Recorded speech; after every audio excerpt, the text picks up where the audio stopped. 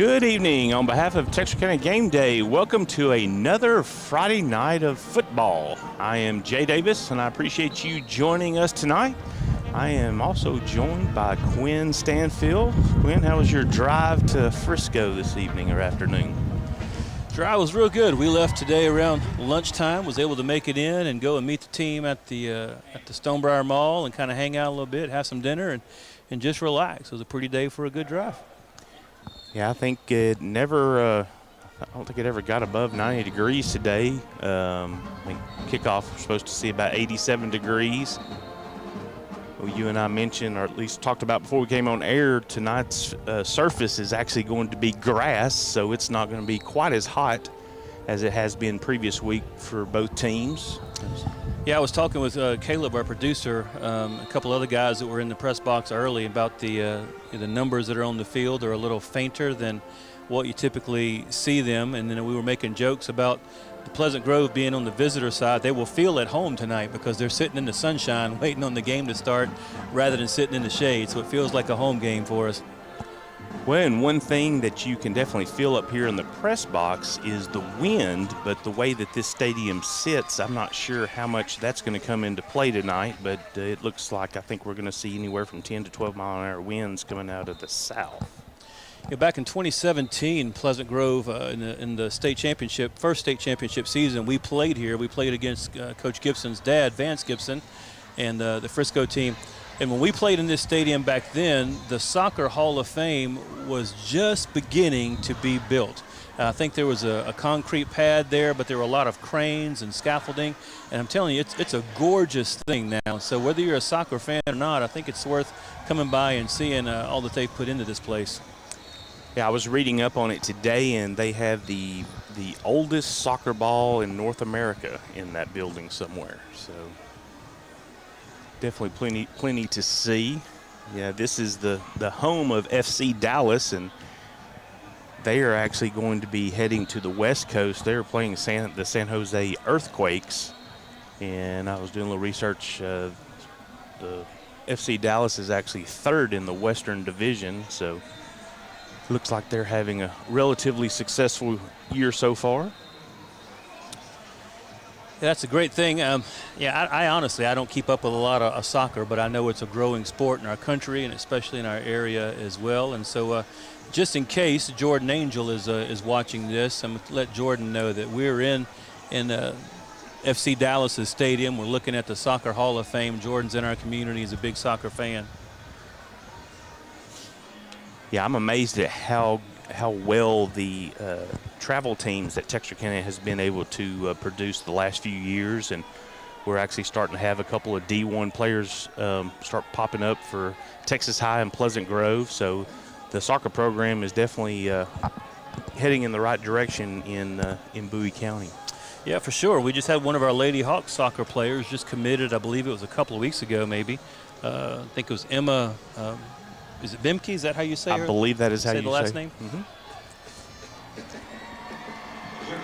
Here come your Pleasant Grove Hawks onto the field, being led by the flag guys.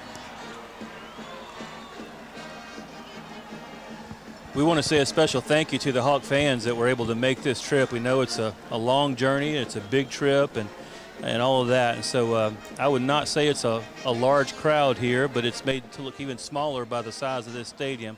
But we're glad they're over there, and our Pleasant Grove Pride in Motion Band is there as well. Yeah, the stadium capacity here is 20,000. So until you make it to Jerry's World, this is probably going to be the largest stadium that we play in this year. But tonight's matchup is between the Frisco Memorial Warriors and the Pleasant Grove Hawks. Warriors are coming off of back-to-back losses. Forney beat them 34-14, and McKinney North beat them 59-28. And they opened the season with a 2-point win over Garland Lakeview Centennial. And Pleasant Grove's bringing in a record of 2-1, coming off of a 48-28 win over Midland Christian last week. And it was definitely good to see that offensive effort come out of the Hawks last week. The teams are on the field. They just had the coin toss. Warriors won the toss, and they have deferred to the second half. So Pleasant Grove will begin this ball on offense, or this game on offense.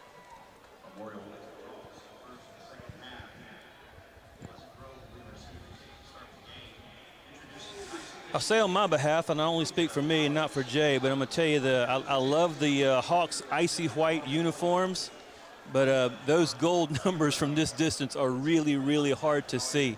So you guys watching on live stream will probably see a much better version of those numbers than we will. You'll hear us say some wrong numbers every once in a while, or names, or maybe even no name at all. So I apologize for that right up front.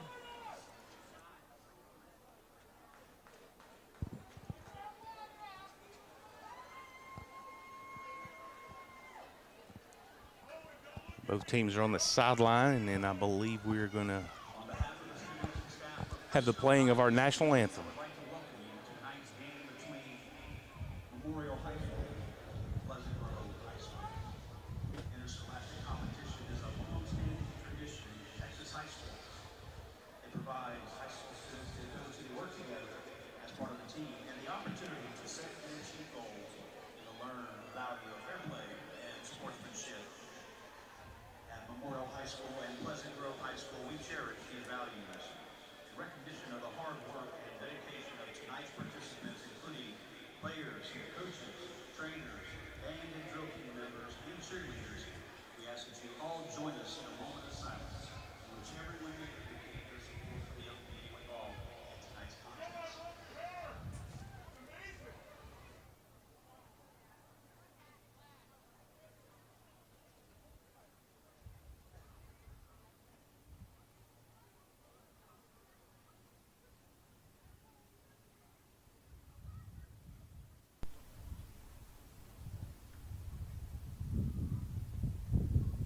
Thank you.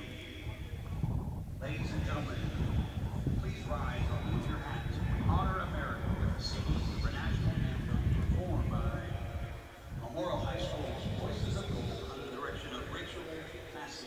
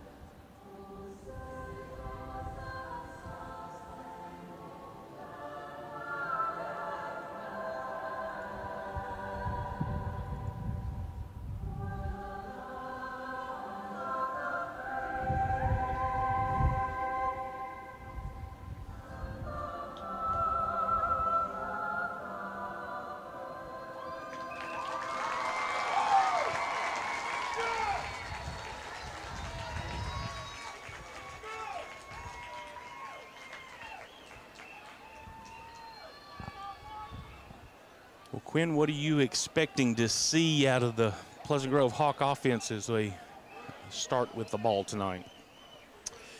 Well, I think we're established now that it's Akari Johnson's job at quarterback, and he's going to keep the ball, for the night. I think you'll see it played a little safer, a lot of run. I think you're going to see a lot of work given to the offensive line, some expectations to. I think that they still got something to prove, and so I think you're going to see a lot of work in that regard. A lot of multiple running backs will touch the ball, trying to keep fresh legs. Memorial has larger school than us, larger roster than us, so you're going to keep a lot of guys running the ball to keep fresh legs as much as possible. Yeah, it's definitely going to benefit Pleasant Grove to not come out slow and definitely get a lead in this game. And I was going through my notes, and I was basically posing a couple of questions to myself. Will we see Spencer Danner hit his third game with more than 150 yards? Will we see the Jalen Bordley of old, who's able to just get a ton of yards after contact? And can the jet sweep open up some shots downfield? I think those are going to be the three things that I sort of keep an eye out on tonight. Well, number 37, Harper Urban, is lined up to begin this game for the Warriors. Harper's a senior kicker, and he'll get us started underway here in just a minute.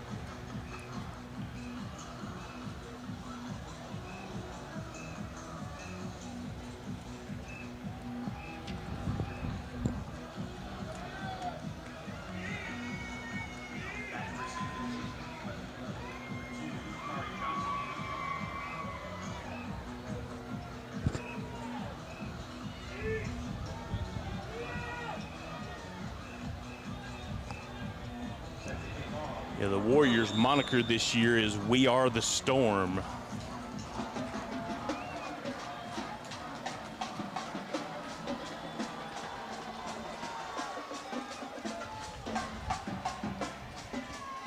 Pooch kick on the left side is taken by Spencer Danner, and he's run out of bounds. Looks like near the 35, maybe closer to the 30. Hawks will begin their offensive series right there at 30-yard line. First down for the Pleasant Grove.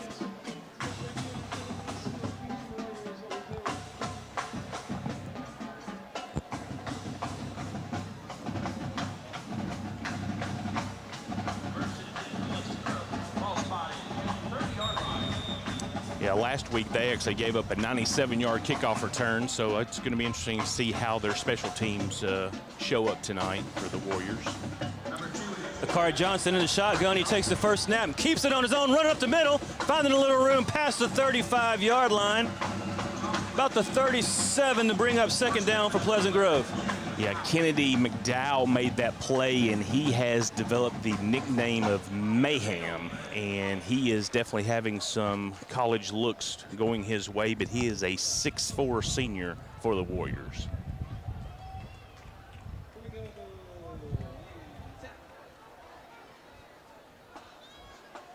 Johnson fakes the gives. Back up the middle again, past the 45, near the 50 this time. He does pick up the Pleasant Grove first down. And that's 2 plays in a row where we say Mayhem's name. He definitely has some wheels. For Akari Johnson coming into this game, he's got 190 yards rushing and 2 touchdowns from that. So the first 2 plays from offense are balls given to him as well, adding to that total.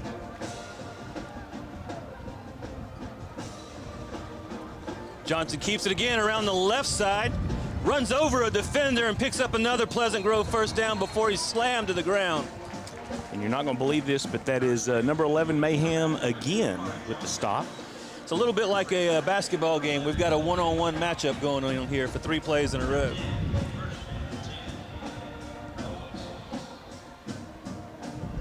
Well, his running ability is definitely going to keep them from stacking the box, so that's definitely going to keep the entire playbook open to Coach Gibson tonight. Johnson fakes the toss, back up the middle once again. Got it just past the 35-yard line, about the 34-yard line to bring up second down for the Grove. And that was brought down by number 4, and I am going to apologize for mispronouncing his name, but Alojo Aloa, another senior for the Warriors.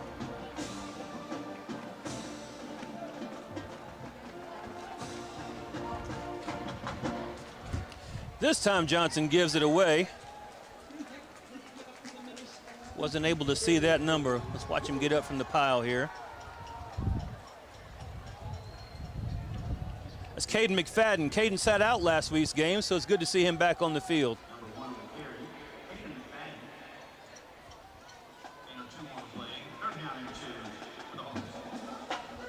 This brings up the first third down that Pleasant Grove has had in tonight's game.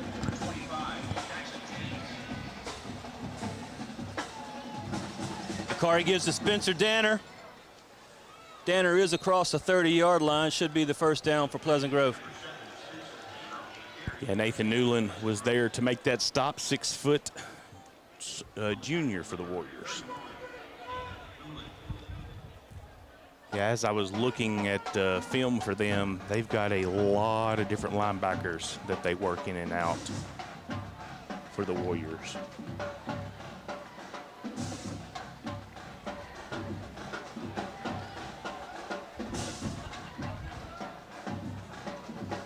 Man in motion's giving him around the right side.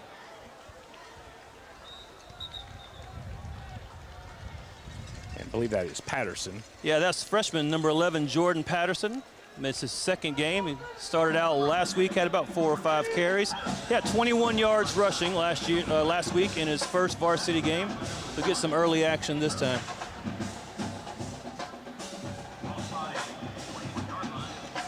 Yeah, good to see. I believe that was RJ that just ran the play in. Johnson rolls out left. He's got a man wide open. That's Jalen Bordley on the catch. Running over people and takes it in for the Pleasant Grove score. And that is exactly what I wanted to see from Jalen tonight, the yardage that he's able to get after that first point of contact. We really weren't seeing that out after these first 3 games, but what a great thing for him to be able to get into the end zone there. Yeah, Jalen had a reception for a touchdown last week on about probably a 15 or so yard run last week against Midland Christian.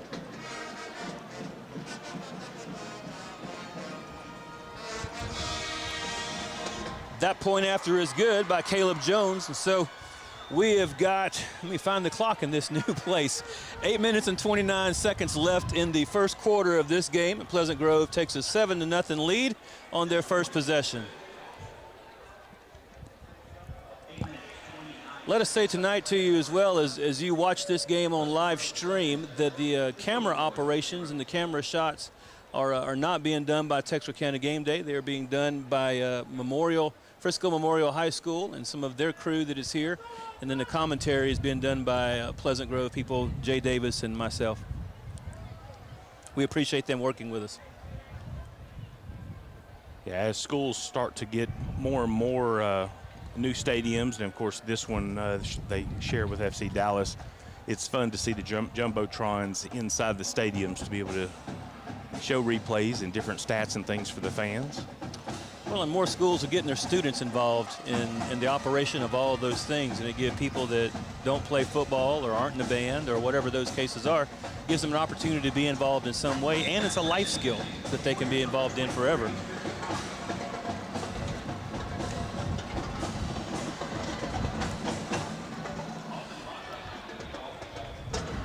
Baca's kickoff is taken near the 5-yard line. That's number 8, Farron Cotton on the return. He brings it back near the 20-yard line to begin the first possession for the Warriors. Yeah, the Warriors are led by a quarterback, McPherson, who definitely has the same skill set as Akari as far as being able to run the ball. So there's definitely going to be importance of being able to contain him with our outside defensive ends. McPherson's at quarterback. Brandon Tullis is on one side.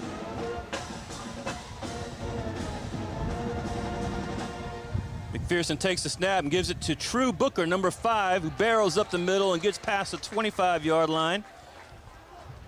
It's going to make a second down for the Warriors. Yeah, he actually had a rushing TD last week. McPherson gives it to Booker again. He is met in the backfield and dropped for a loss. Yeah, Victor Shaw was the first one there, and then I believe that was going to be Landon West who was able to actually bring him to the ground.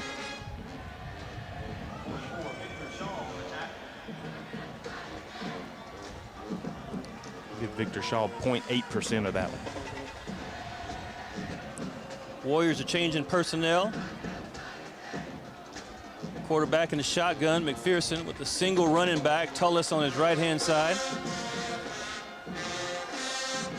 McPherson completes the pass in the right flat. That's going to be a Warriors first down. That pass was caught by number 10, Braylon Evans. Yeah, soft coverage by McFadden there and able to allow them to get that first down. Warriors aren't necessarily in a hurry up, but they're in a no huddle, watching the sideline to get the plays in.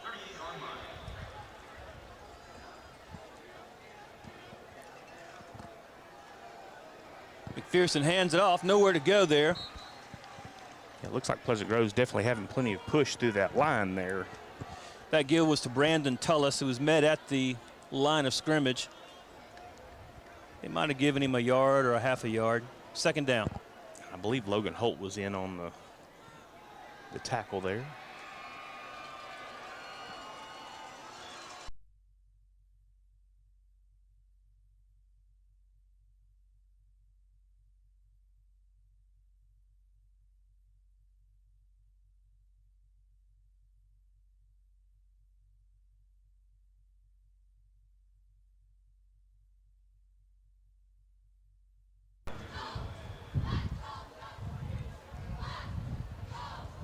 I believe that's going to be one of the Martins.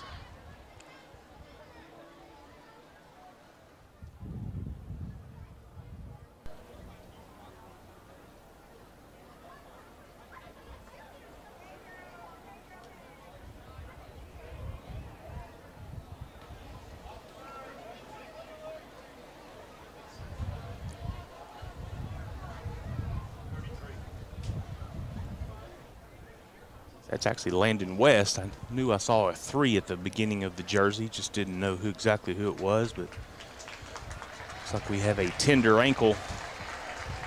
West has definitely been a very, very good impact player coming in as a sophomore. That definitely weakens that inside linebacking position, as I believe we're down Ezra Youngblood this week as well. In 3 games, West has 21 tackles as a sophomore player. That's pretty good numbers.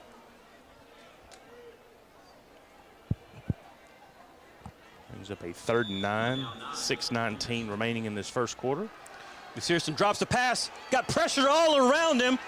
About 4 white jerseys just swallow him up and drop him at the 30-yard line. Yeah, it looks like Jalen Bordley was there for the first contact to be able to bring him down, and that is one of the things that I noticed. He does hang on to the ball a little bit long, so that is going to give the Pleasant Grove defense an opportunity to have a few sacks tonight.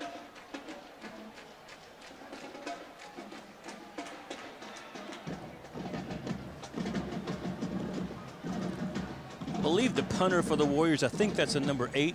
Yeah, I can see it on the screen now. Number 8, Farron Cotton, in to punt.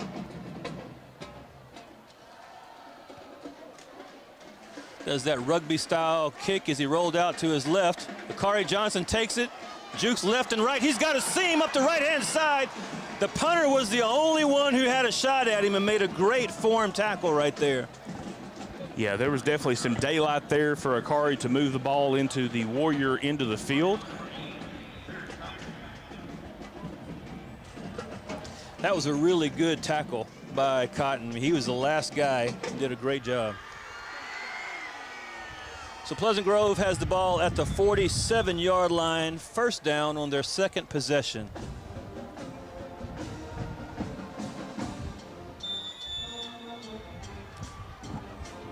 Surely Akari's going to get a breather and hand the ball off to somebody else. Exactly that. Akari tosses it out left to Danner. Danner's got a blocker, and he's got some wheels if he can stay in bounds, but he doesn't.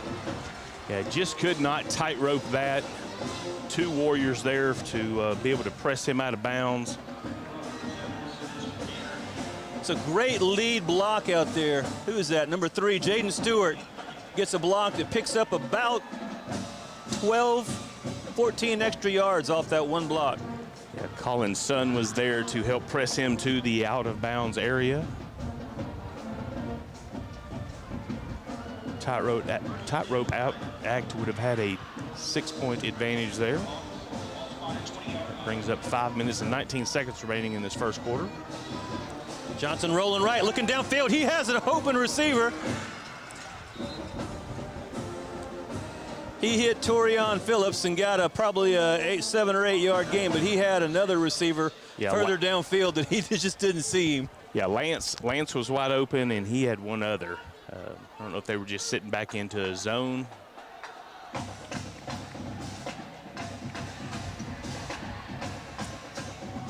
But yeah, the Warrior defense actually gave up 547 total yards of offense last week. Johnson tosses to Danner again. He's got 2 lead blockers. That's bad news when you've got Danner. Oh, looks like he got knocked out about the 1 yard line. So another good game for Spencer. Yeah, it looks like one of the line judges Okay, he has called. We've got a Warrior down.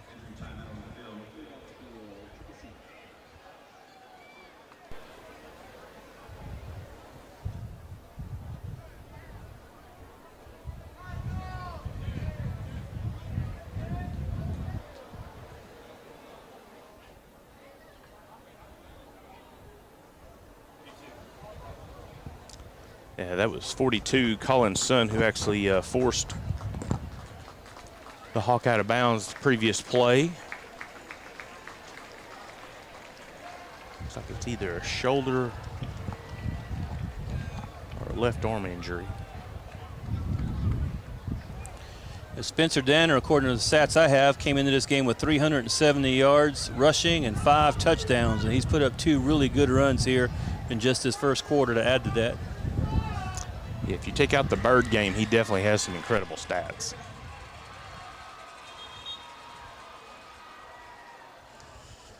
Hawks moved, but I think we had an official step in before that even happened.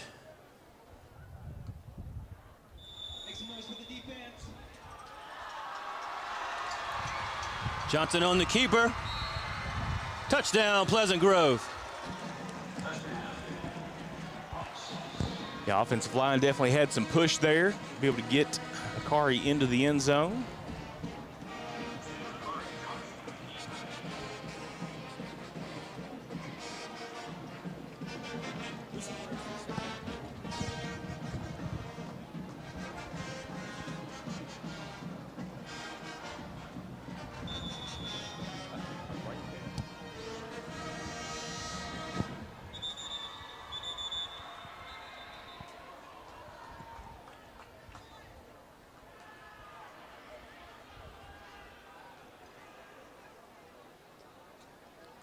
Got false start on the Pleasant Grove Hawks, so we will get to do that again from a little bit further back.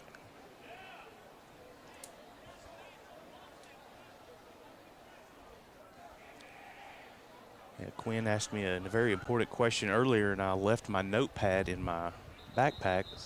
Did not write down that particular stat down, but we'll try to get Quinn that stat a little bit later.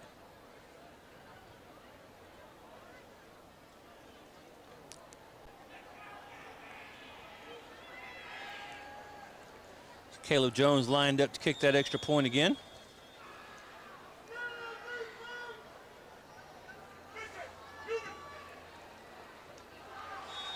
And that extra point is good. I want to make sure I say this. It was off the hold of Jackson Gibson, number 4.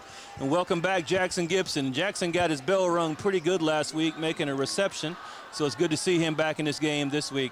We have got 5 minutes and 2 seconds left in the first quarter, with the Hawks taking a 14-0 lead over Frisco Memorial Warriors. Yeah, we've got some great photographers that follow our athletes in East Texas, and there was one particular set of pictures that showed Jackson getting hit, and it was about a 7-shot little series there, and you could definitely tell that he got his bell rung. Yeah, amazingly, he did not have a concussion. He had some neck pain and things like that, but that was all it was. So really, really happy for him.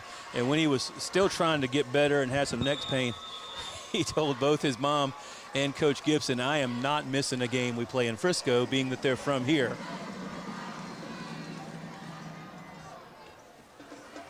Kickoff is taken at the 20-yard line. That's Cotton again.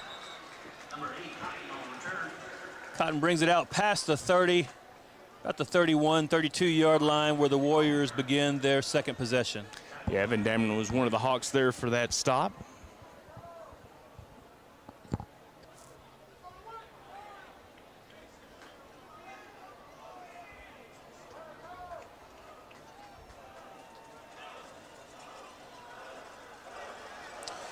McPherson brings his team to the line of scrimmage. He's in the shotgun. Tullis is next to him on his right-hand side. We've got twin receivers, top and bottom. A give to Tullis. Working his, correction. Give to Cotton around the right side. He does pick up a first down. Faked me out. Yeah, he definitely did a very good job keeping that ball hidden until number 8 was able to come around the backside, and Farron was able to get a first down, and Pleasant Grove actually made a very good open field tackle. That was Jalen Borley, I believe, out there. McPherson looking to pass. He's being chased from the left. Nowhere really to go. He did juke one defender. Ends up getting about 6 yards. Yeah, Victor Shaw was there on the pressure and was actually followed him all the way until he did press him out of bounds. So that's going to bring up a second and about 6. Actually, no, that was Jalen Borley again. It was number 22, Buck Anderson, who is a freshman playing up with the varsity. Missed that tackle. He'll get that as he gets older. Buck's a great athlete. McPherson has a lot of time now, but nobody to throw to. Rolling to his left, nobody there. Works his way out of bounds about the 48-yard line, third down. Yeah, Corbin was able to push him out of bounds to keep him from being able to get to that first down marker.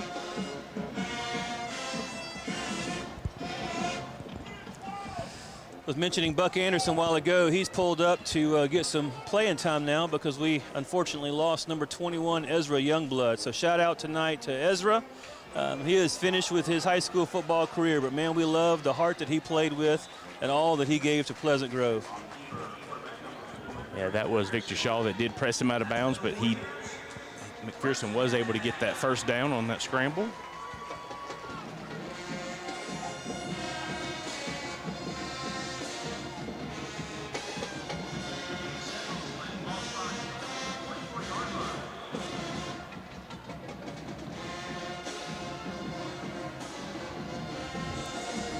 Give to Tullis. He's got a little room up the middle. Just barrels his way forward, pushes white shirts backwards. About a yard shy. Yeah, Tullis is their actual feature back. 6'2", 210-pound junior. In correction, he did get the first down.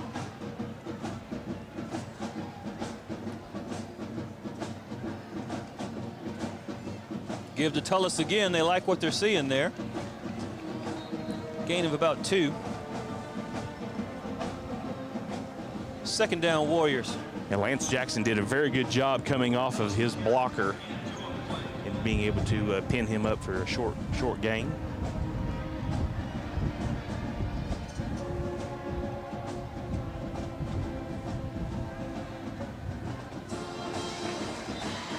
McPherson's pass is complete to 23, Spencer Cox. He's a junior wide receiver, pushed out of bounds about the 27-yard line, 26-yard line. Yeah, Torian was there to make sure that he was a few yards short of that first down, bringing up a 3rd and 2. So the Warriors doing a good job moving the ball right now. Good job mixing the run and the pass. McPherson gives to Tullis again. He's got room on the outside on the right. He picks up a big block, gets inside the 15 and is taken down about the 14-yard line. Yeah, Watt Huey did a great job pinning Lance Jackson into the inside and keeping him from being able to put some containment on that outside. Takes us to the 3-minute and 17-second mark of this first quarter.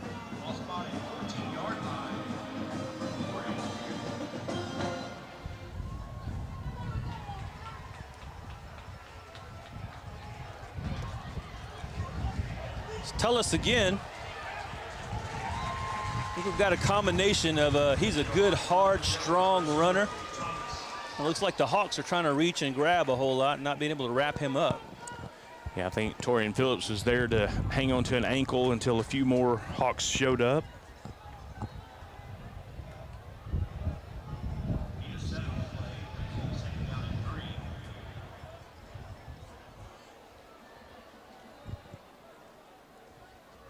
Give to Tullis again.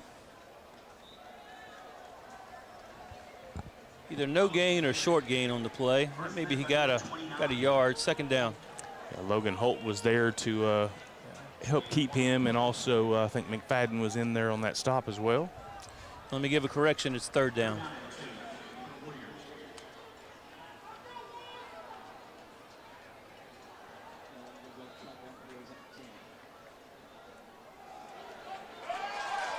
Warriors changed running backs this time. They gave it to number 5, True Booker, and Booker took it in for the Warriors' first score of the game. Jay, really wasn't a lot of fancy stuff on that entire drive. Just power runs up the middle, couple of sweeps outside, short passes, basic football.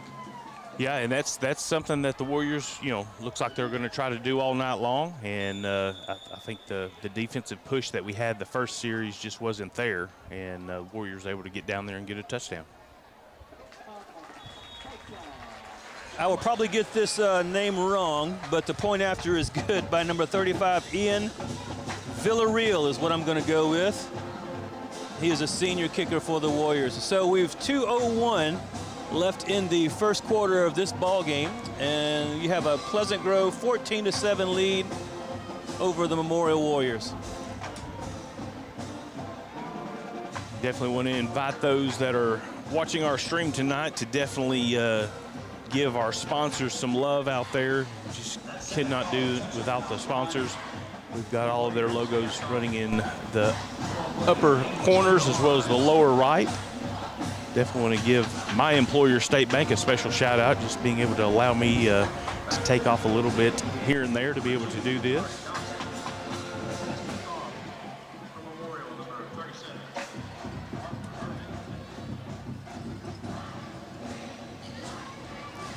Harper Urban's leading the Warriors out to do kickoff duties.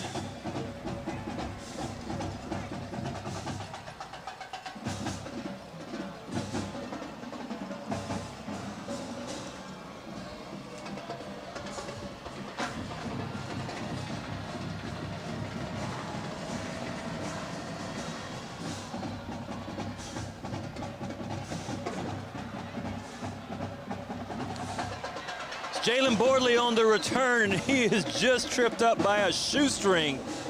He will go down about the 44-yard line. The Hawks will begin their third drive of the ball game. Yeah, I believe that was Parker Goodwin there. Little shoestring tackle. So the Hawks have found a little something up the right side on these kickoff returns. They're really close to breaking it. Yeah, that was actually Nathan Newland, number 31, and not 30.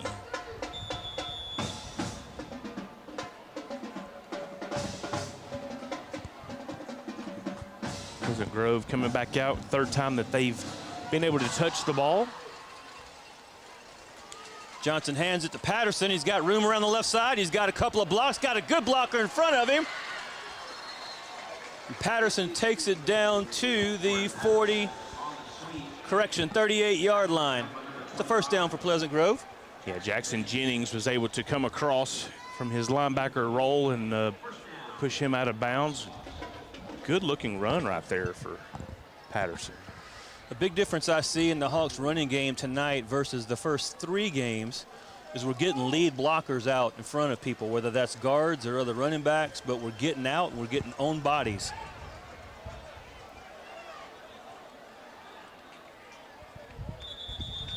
The carrier on the right side, it was Jaden Stewart. There is a flag on the play around the 39-yard line. It looks like this one will be against the Hawks.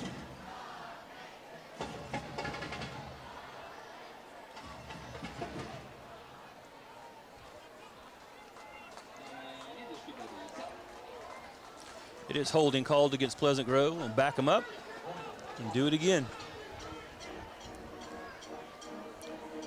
Yeah, the Warriors are led by head coach Derek Robertson, who was hired in 2018 when they first started their varsity sports here for Memorial High School.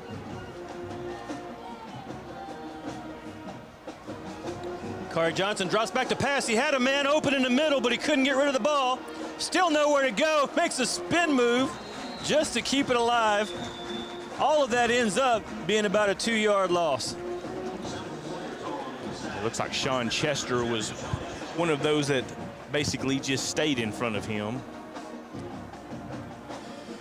Akari had Jackson Gibson wide open running a post route, but Akari was rolling to his left and couldn't get squared up to make that throw.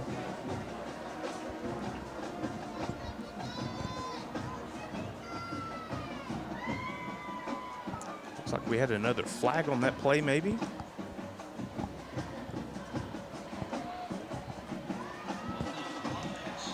not see the referee's call there.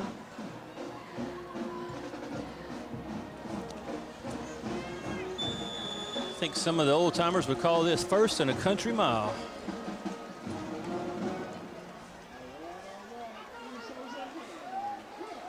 Johnson rolling right. Got a man open in the middle of the field, but he finds a man low. As Jalen Borley shook out of a tackle and takes the ball all the way down to the 30-yard line. Yeah, Jalen's running after that first contact is just exciting me tonight. He just looks like he's just got an extra little fire in him tonight. That was another play where Johnson had his pick of about 3 receivers.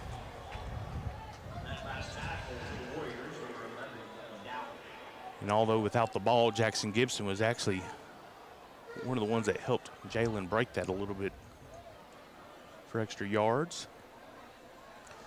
Now, after a lot of play there, we end up back with the 1st and 10. And the ball comes out.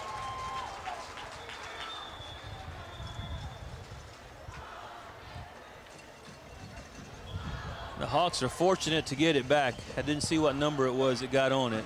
I think that was Akari that did get on it, but that Warrior defense was in the backfield before he was ready to hand that ball off. Looks like the Hawks are going to let the clock run out on the end of the first quarter. So as we come to triple zeros in the first quarter, we're at 14-7 with the Pleasant Grove lead. We are going to take a quick commercial break. We will see you back in about 2 minutes. Whether you're looking for a new garage door or just need repairs, Overhead Door stands for excellence. With a complete line of garage doors and openers, plus expert service you can trust. Beautifully designed, beautifully crafted, trusted for more than 90 years. Always look for the Overhead Door logo to be sure you're getting the genuine, the original Overhead Door.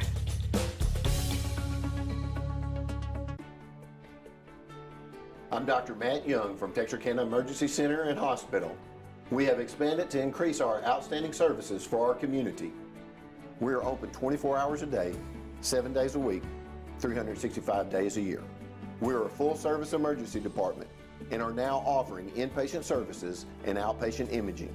Texarkana Emergency Center and Hospital, real ER without the wait, where your hometown physician owners are always here for you. Here at Texarkana College, it is our mission to advance. All right, let's get real. We do things differently at Texarkana College. We understand the real world and we know how to prepare our students.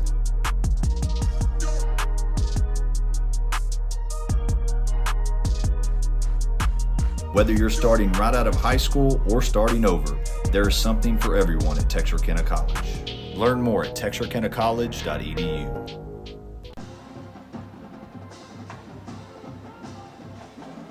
We are back with the start of the second quarter. Pleasant Grove Hawks against the Frisco Memorial Warriors. Pleasant Grove leading 14-7.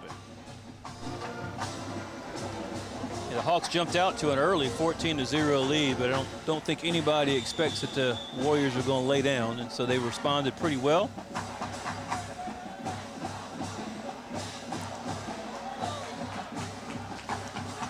Ball just a little bit behind Jalen Borley. He would have been able to walk into the end zone.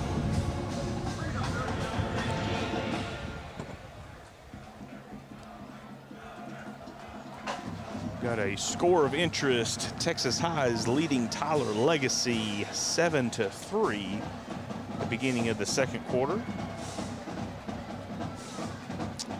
That missed pass draws a 3rd and 15 for Pleasant Grove. Johnson rolling right. He hit Jaden Stewart in the flat. Jaden shook a tackle. It's inside the 20, still rolling downfield. Looks like, from our angle, he got the first. Yeah, I'm not sure what's in those Gatorade buckets tonight, but I like it. Tough running. Well, they did not give it to him, so it's 4th down and about a yard or even a half a yard. Great run by Jaden. Well, Farron Cotton was there to help keep him just a yard short. Kari Johnson lowers his head, quarterback keeper, and he definitely picked up the first down for Pleasant Grove.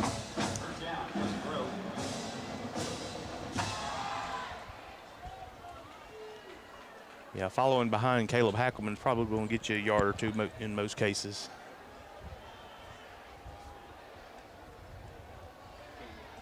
.6'5", 275 pounds.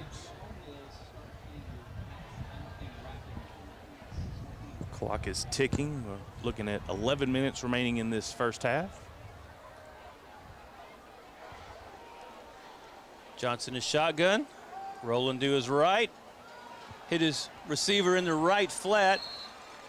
That was Torian Phillips, and he is ridden out of bounds inside the 5. Jackson Jennings was there for the stop for the Warriors. Looks like they actually marked it at the 5. Well, now they moved it again. 3.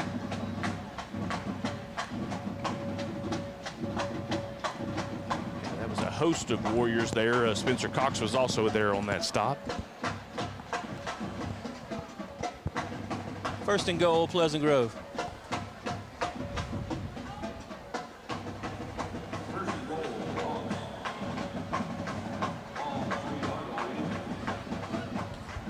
Kari Johnson keeps it on the left side and easily walks it in for the Pleasant Grove score. That's his second for the night. Yeah, Trent Engel was there, just could not keep him from getting to the outside. Bringing up that third score for the evening for the Pleasant Grove Hawks.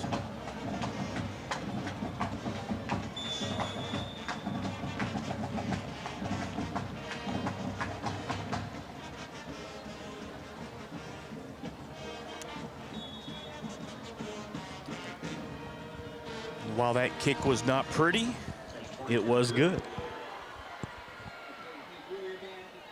So that takes us down to 10 minutes and 43 seconds for this next kickoff by the Pleasant Grove Hawks to the Warriors.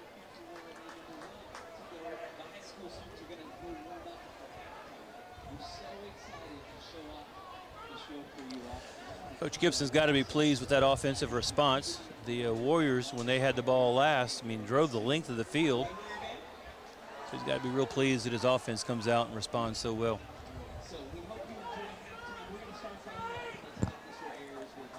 Both teams still having all of their timeouts remaining for this half.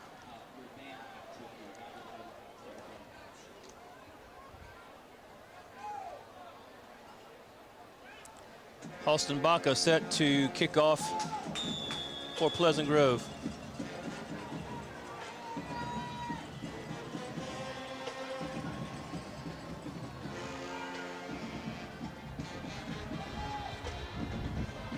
It's Cotton on the return.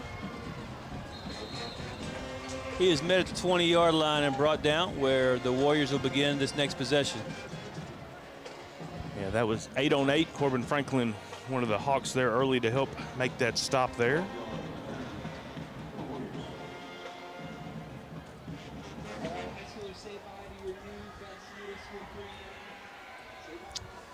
Well, let's see if the Hawks respond differently on this drive than last time. See if they've got an answer.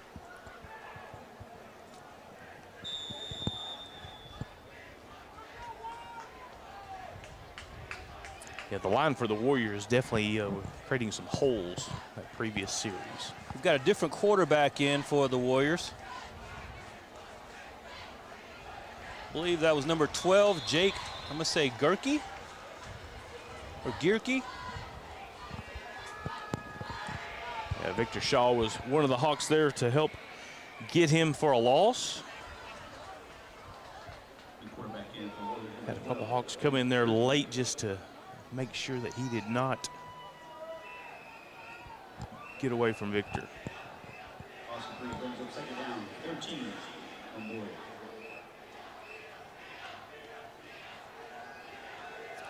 Gierke's throwing a deep ball down the right sideline. He does have a man there. It's thrown out of bounds, though. I'm looking for McPherson on the sideline. Not spotting him at the moment. Yeah, Jake Gerke actually had a 21-yard pass last week when he came in and got to play in the second half.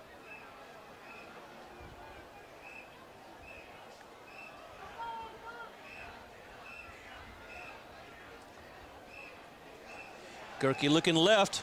He's got a man on a curl route. That was intended for Danny Knight. He's overthrown a little bit, falls incomplete to bring up fourth down. Yeah, definitely a good arm. It just went right through his hands. A little curious about that possession. I do see McPherson on the sideline.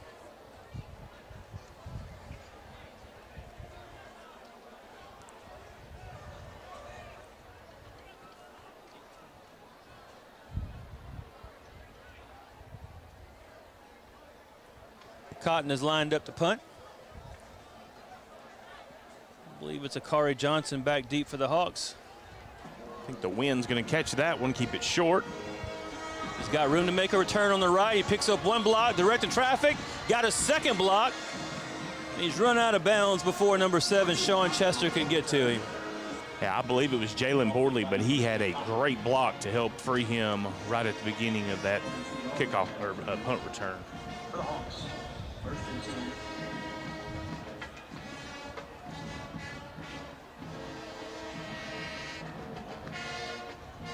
Ball spotted at the 30-yard line. You can see that in the replay on the left side. Really good block.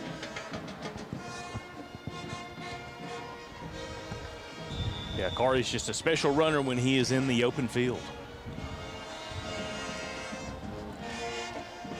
Johnson under center. Good run up the left. I couldn't make the number. I believe that's Bordley.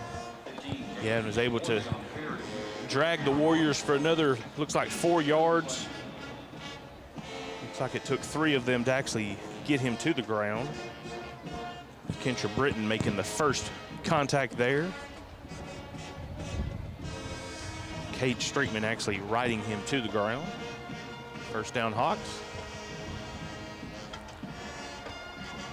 Kari's looking to throw, kind of dumps it over the offensive line. I believe that is Patterson. Patterson's not backing down for a freshman, trying to get all he can get. He will have to come off the field due to losing his helmet, though. Good gain there on first down.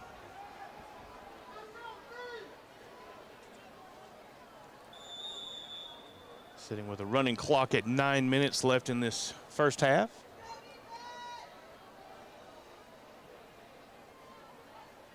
And just a wonderful night in regards to weather.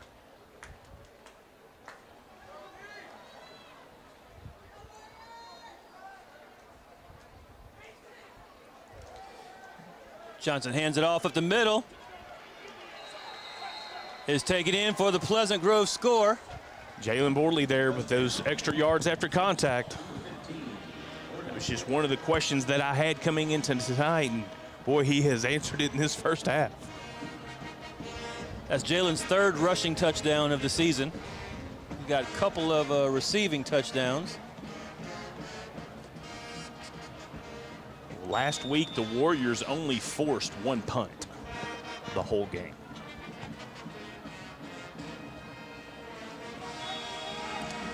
Caleb Jones, point after is good. We've got 8:33 left in the first half with the Hawks having a 28-7 lead.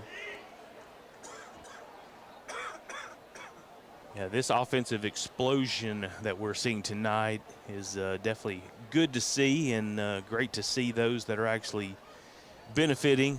Jalen Bordley running extremely hard tonight, seeing a lot of Patterson tonight, and so it's definitely going to be all hands on deck tonight, being able to touch the ball, especially with Akari being able to just run it from the quarterback position tonight. Yeah, I'm really proud of the Hawks tonight and last week. You know, week 2 against Bird, they took it on the chin. And it'd be easy to fold the tents at that point and be done with it, but they've responded well the last 2 games, well, the last game and the game thus far. So coach has got to be pleased with that. Still a lot of football left in this season. And I know Coach could have coached after that Bird game, but I think he said he saw it in his players' eyes. He really didn't have to say much. They knew it.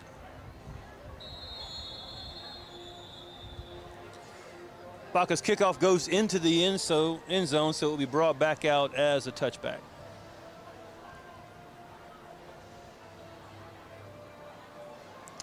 The Warriors will have the ball at the 25-yard line, 1st and 10 with 8:33 left in the first half.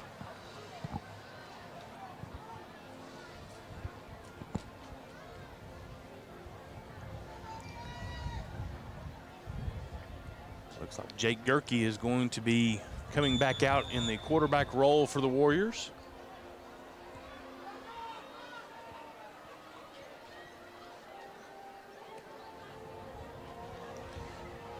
Gerke hands it off to Tullis. Not much there this time. Hawks responded well to that, and they're marking him with a 1-yard loss. 2nd down and 11.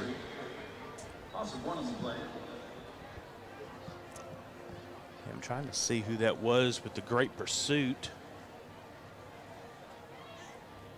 I think that was actually Coy Martin coming across the backside of that line to keep it a 2nd and 11. Gerke snags the snap. It was a little high, hands it to Tullis. And Tullis is brought down for another loss by a couple of Hawks. Looks like freshman Buck Anderson was in on that one. Yeah, good defensive call there. The Hawks were definitely ready. Bring up a 3rd and 12 here.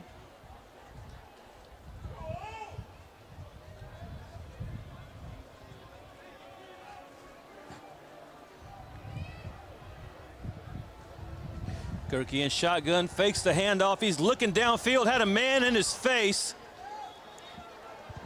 Overthrows all the receivers for it to fall incomplete. Farron Cotton stopped his route, and had he kept going, I think he would have had pay dirt. A lot of the Warrior fans are encouraging the officials right now. I think they thought it was roughing the passer or something like that. But it doesn't bring up 4th down for the Warriors. And so Cotton comes in to punt again.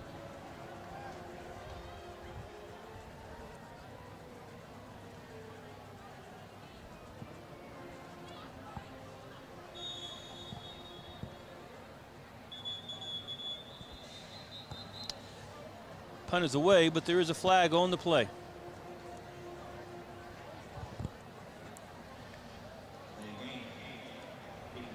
Delay of game is called against the Warriors. Jamin Wheeler is on that right defensive end, and the last 2 punts, I think he's had wide eyes because they've not had anybody above him until right before the snap. Someone has run over to get in front of him, but with a left-footed kicker, he may have an opportunity tonight.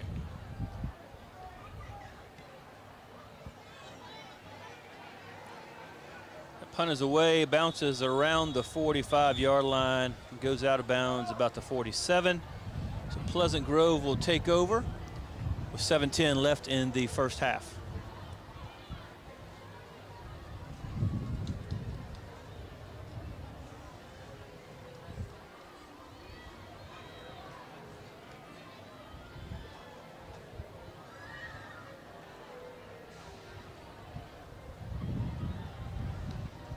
Another thing that Coach Gibson's got to be pleased with, he's called up some young guys in the last game and so far in this game, and they've responded well. Jordan Patterson's been brought up, and he's run the ball well. Buck Anderson's playing some tonight. He's done a good job so far. Bodes well for the future.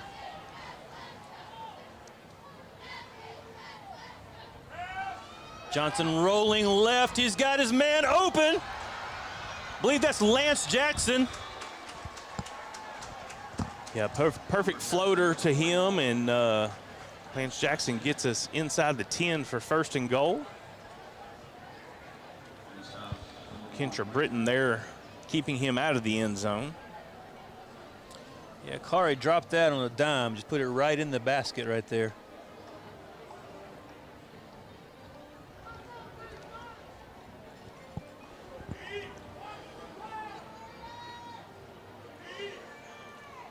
Jackson Gibson ran the play in for the Hawks. First and goal. Johnson rolls right. He's looking for Gibson, wasn't there. Really nowhere to go.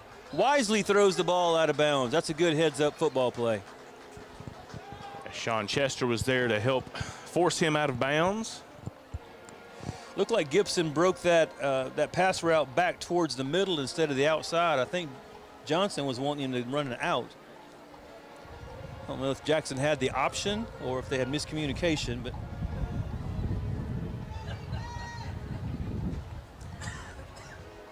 yeah, Sean actually got in pretty quick to require Akari to pull that ball back down.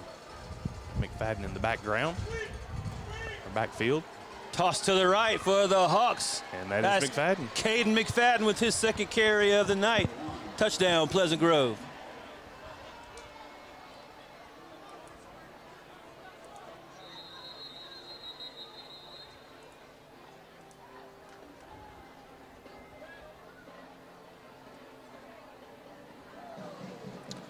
Officials blew the whistle. I think they were saying there was a Warrior shaking up on the play. The Warrior jumped up and was trying to stay in. Now he's trotting towards the sideline. I believe that's Trent Engel. A little tender after that last play.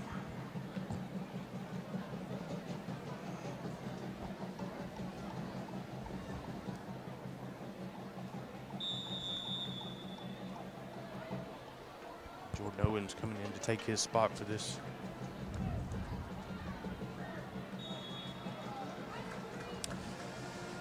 Point after is good by Caleb Jones.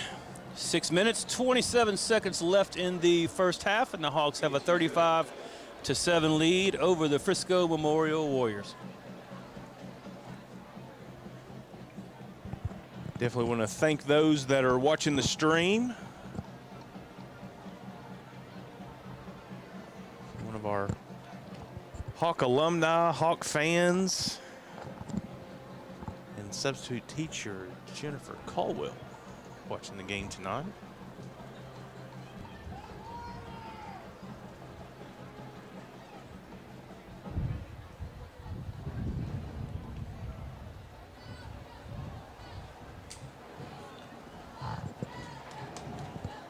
Looks like Texas High has extended their lead. They're leading Tyler Legacy 14-3.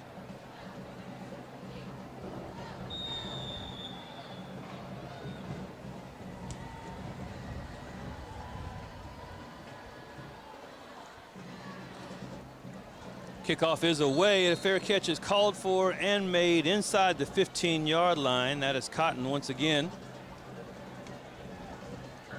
So by rule, that ball will come back out to the 25.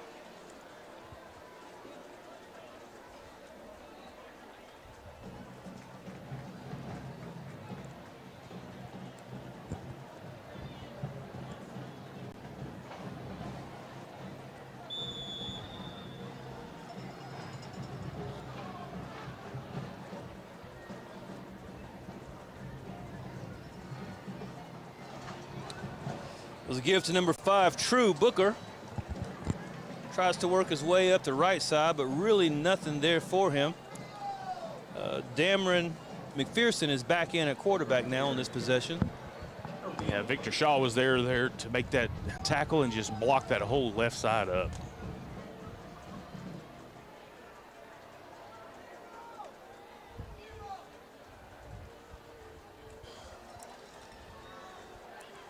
McPherson gave it to Tullis.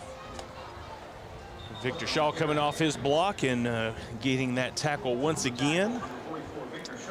Correction, that was number 5 on the carry, True Booker once again.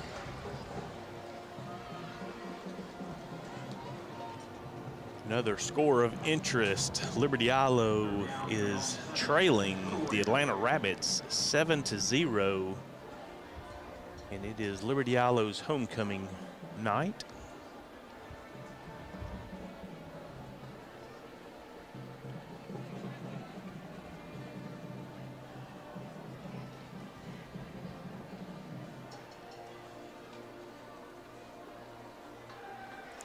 Fake the handoff, a deep throw to the left side. And the catch is made. That's number 8. Farron Cotton takes it in for the Warriors score. Yeah, what a great pass.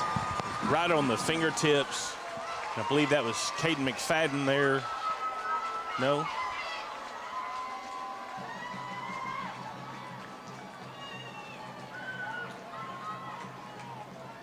Not sure who that Hawk was, but I believe he's glad he didn't have his number seen either.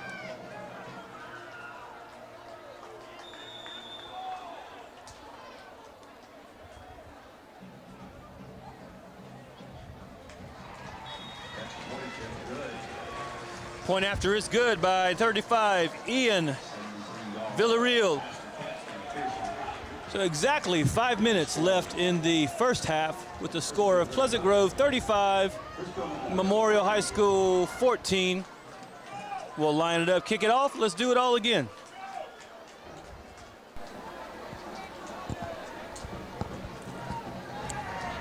Yeah, that was a quick one. Yeah, it was interesting. They brought McPherson back in after sitting out the last 2 possessions. Wondered why they did, because they were moving the ball with him. And they come back in and throw that deep one like that, and it was on the money. It was a beautiful throw.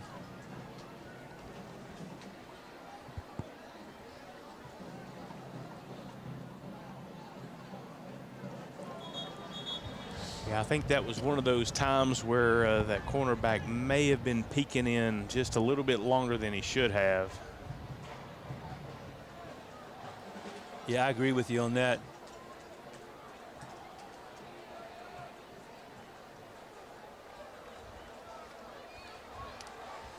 Good news is with 5 minutes left, the Hawks like being in this position. They can potentially run a 5-minute offensive series and take us to halftime.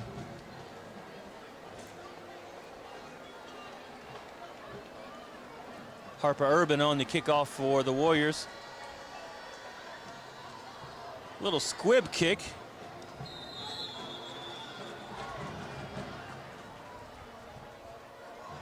Was that Caden Martin, I believe there, number 36, just wisely just falls on the ball.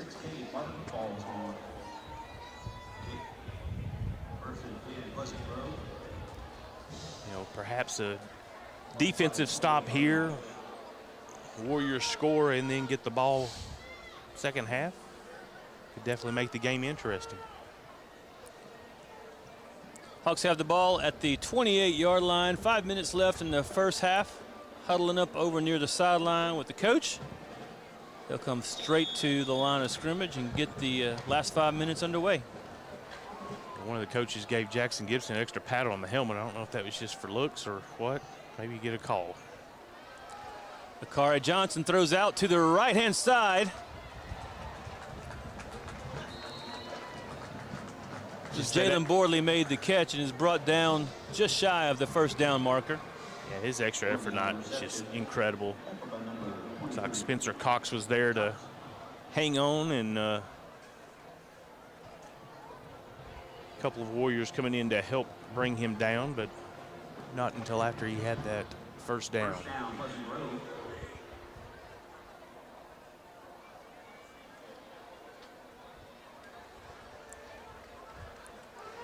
Hawks have split out 2 receivers. Johnson was wanting to throw to Bordley on the bottom of the formation out to his left, but he had a hot pursuit coming in from his blind side. Yeah, that's what you call mayhem. Kennedy McDowell there. Just a great dial-up, outside blitz. It's going to make it second and about 17. 4 minutes and clock still rolling. Yeah, that shot right there shows that Akari is definitely going to have to do some laundry.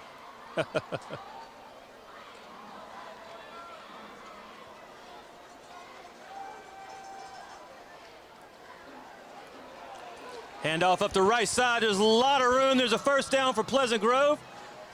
Shook a tackle, shook another one. It's taken out of bounds. Was that Bordley? It was once again. Got an extra probably 9 yards after that first touch. Just running tough tonight. Hawks are really getting some better downfield blocking tonight than they've had in previous games. So first touch was on the Pleasant Grove 45, and he ended up getting down on the 46 of the Warriors. First and 10 on the 46-yard line. 3 minutes and 11 seconds. Clock is running. Torian Phillips goes in motion. Johnson's looking to throw. Man out in the right flat. His catch is made. Is that Danner? That is. So Spencer Danner picks up the Pleasant Grove first down. Danner getting some touches through the air tonight. Inside of 3 minutes, clock is running. 35-yard line.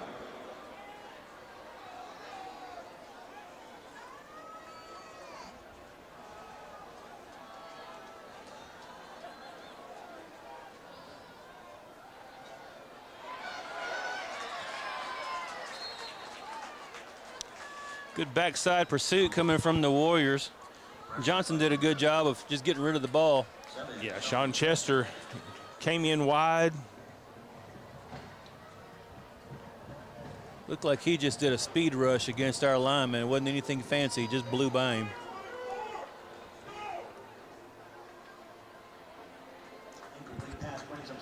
Might need to keep one more person back. Second down and 10, 2.5 minutes left in the first half.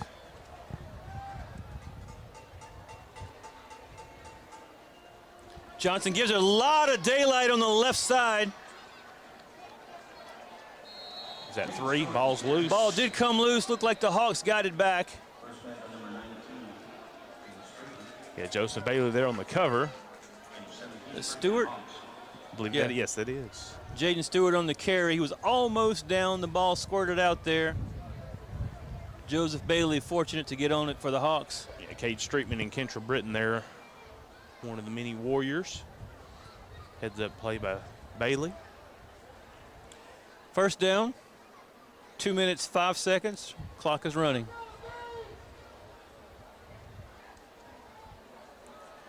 Jackson Gibson comes to the bottom of the formation as a receiver. We hand it off on the inside, really nowhere to go this time.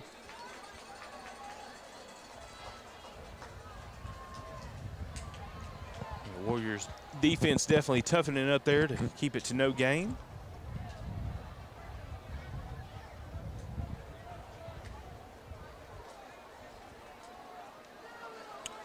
Second 10, minute and a half.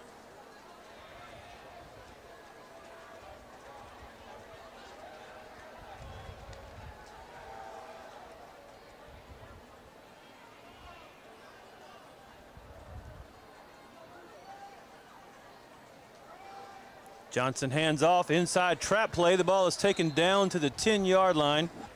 Cade McFadden there on that carry.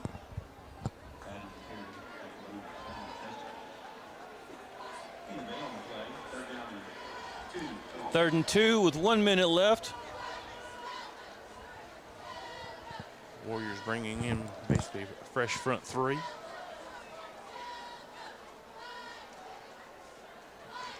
Couple of tackles are slipped, and the Hawks take it in for the score. And number 1 got his number called. Caden McFadden there with the touchdown for Pleasant Grove. That's McFadden's second score of the evening.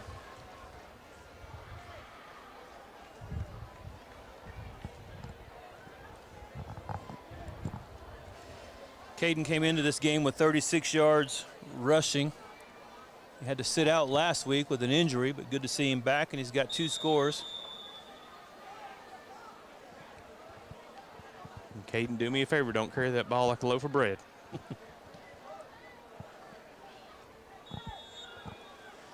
Caleb Jones' point after is good. So with 41 seconds left in the first half, Pleasant Grove takes a 42-14 lead over the Warriors. Coach Gibson's got to be pleased with that response from his players there. Each time we've given up a score, we've come back with a really good drive to answer. And in order for Pleasant Grove to have a successful playoffs, they're going to have to be able to answer those calls, especially when you give up the big play. Sometimes that can definitely cause that morale to drop a little bit, but the Hawks offense answers. Another good thing the Hawks have done tonight is they spread the ball out on who's scoring and who's even getting touches tonight. But Caden's got 2, Akari has 2 scores, Borley's got 1, and Jay, neither one of us can remember who got the very first touchdown for Pleasant Grove. Maybe somebody can tell us on Facebook. I was hoping you weren't going to say that. Man, I got no shame in my game. I can't remember. I'm old. I forget stuff. So, well, I can assure you, Pleasant Grove fans, when it gets to the point where we can't remember who scored first, Pleasant Grove's having a good night.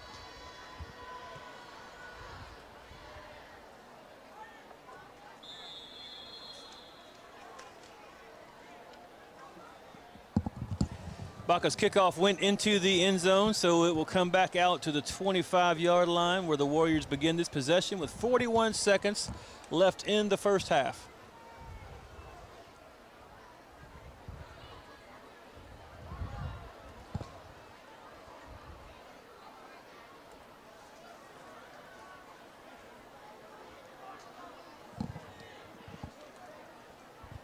They're doing a little peek in on the Liberty-Allo Atlanta game.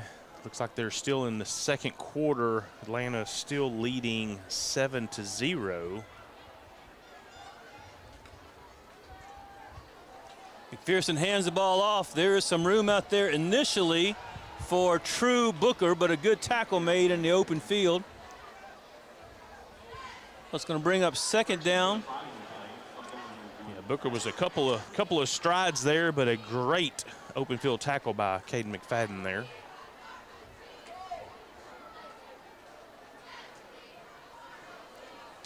Looks like the Warriors are going to be content to let it go to halftime as both teams walk towards the sideline with about 10 seconds left on our running clock.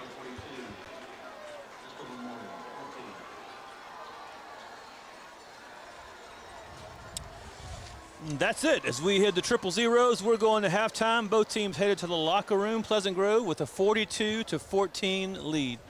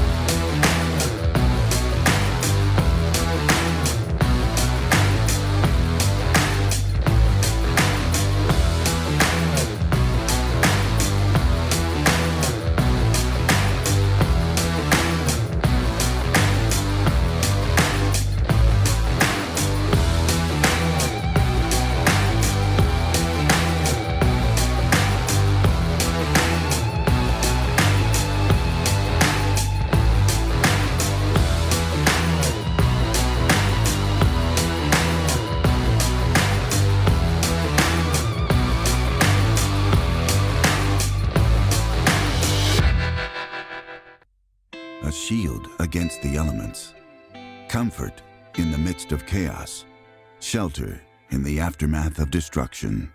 For 75 years, Shelter Insurance has remained true to our promise to be there when you need us most. This is the heartbeat of our company, our why. Shelter Insurance, for your auto, home, and life. In Arkansas, see Brian Bolt for a free insurance review.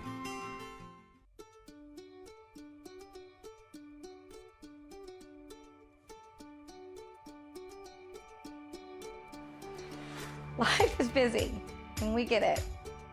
The State Bank mobile app was designed to make banking more convenient for you. Check account activity, make transfers, pay bills, and manage your debit card in a snap. You can deposit checks from the convenience of your home or wherever life lands you. The State Bank app lets you organize your accounts, manage alerts, and easily email our customer service experts. Now that you have State Bank at your fingertips, you can spend more time doing what's important to you. Your family, your bank, State Bank.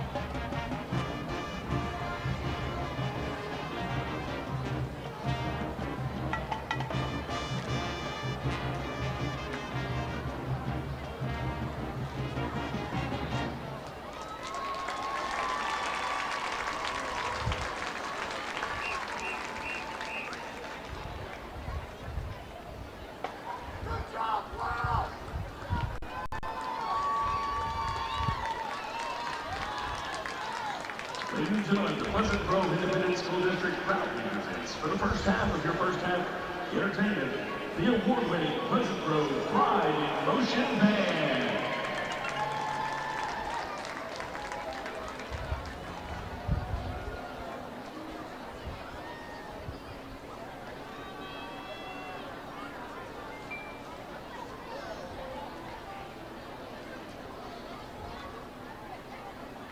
The Pride in Motion Band is led on the field by senior drum majors Maggie Parker and Miguel Rodriguez.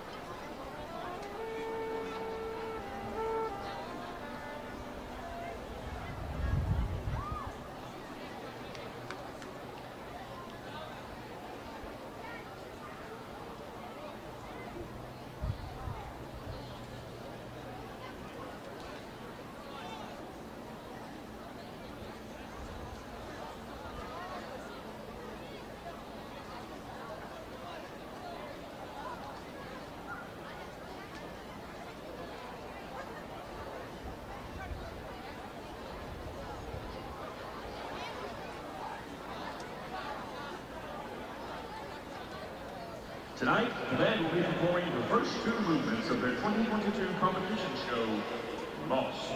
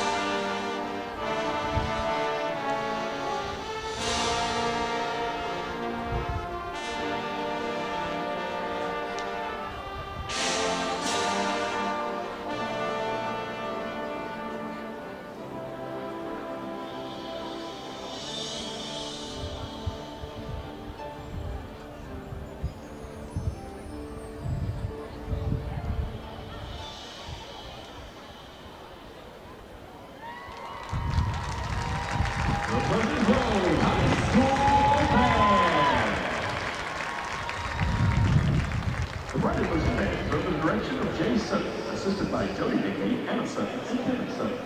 This week's section of the week is the trombones. Freshman of the week is Noah Snodgrass.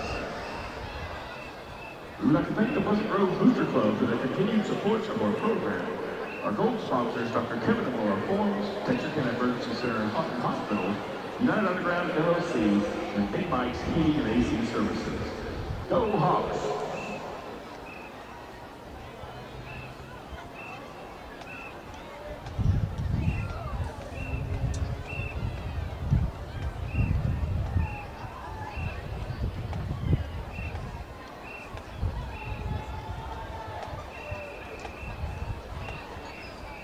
And now, taking the field, polished, perfected, and flawless, your 2022-2023 Black Diamonds.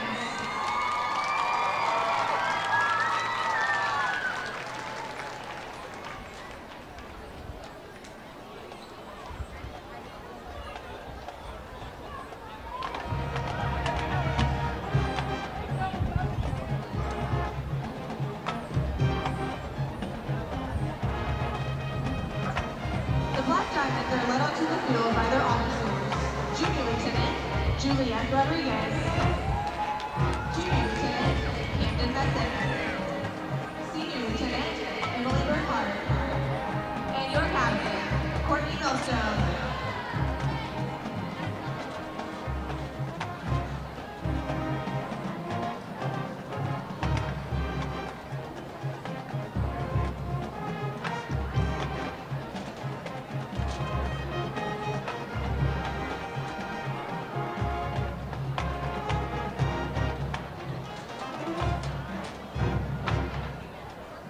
The Black Diamonds are under the direction of Sarah Goodman. Your 2022-2023 sergeants are Tatum Reedy, Avery Gilchrist, Reagan Godrow, Elena Evans, and Head Sergeant Amy King. Black Diamond of the Week is Taryn Ballard. Golden Girl of the Week is Alyssa Jen. The Black Diamonds have chosen Miss Briggs' Teacher of the Week. They will now perform their field jazz routine to Closer.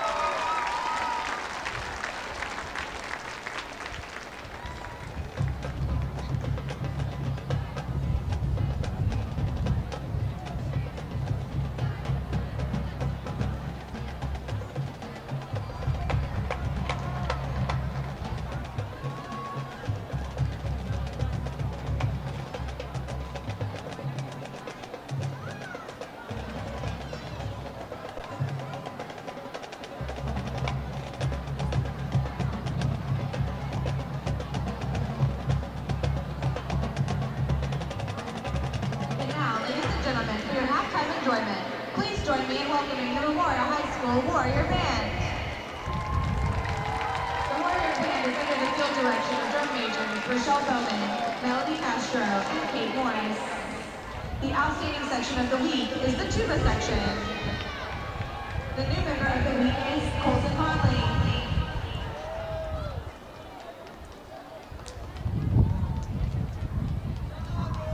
The evening's halftime entertainment will continue with the Warrior Band's presentation of their 2022 field production entitled Iconic.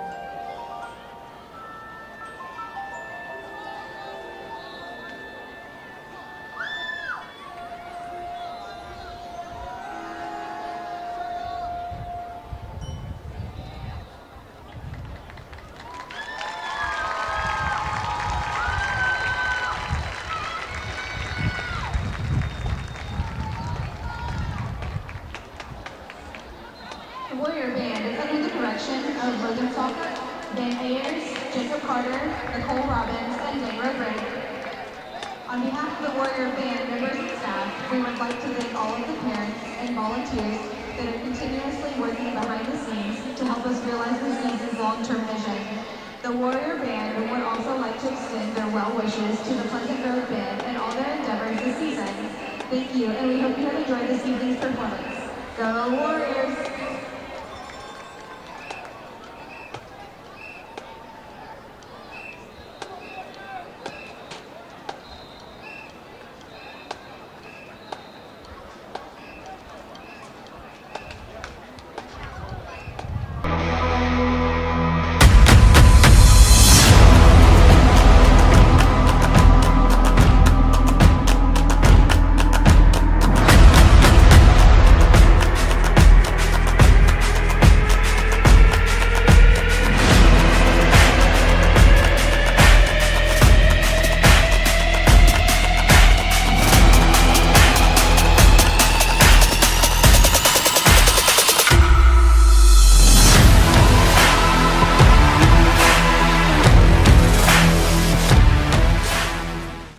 Texas A&M University Texarkana has brought the excitement of college athletics to your hometown. Our student athletes come from right down the street, across the country, and around the world to compete in tennis, soccer, basketball, baseball, softball, cross country, and volleyball. Come cheer on the Eagles and experience the action-packed thrill of TAMUT Athletics. For schedule information, visit TAMUT Athletics on Facebook or visit www.tamuteagles.com.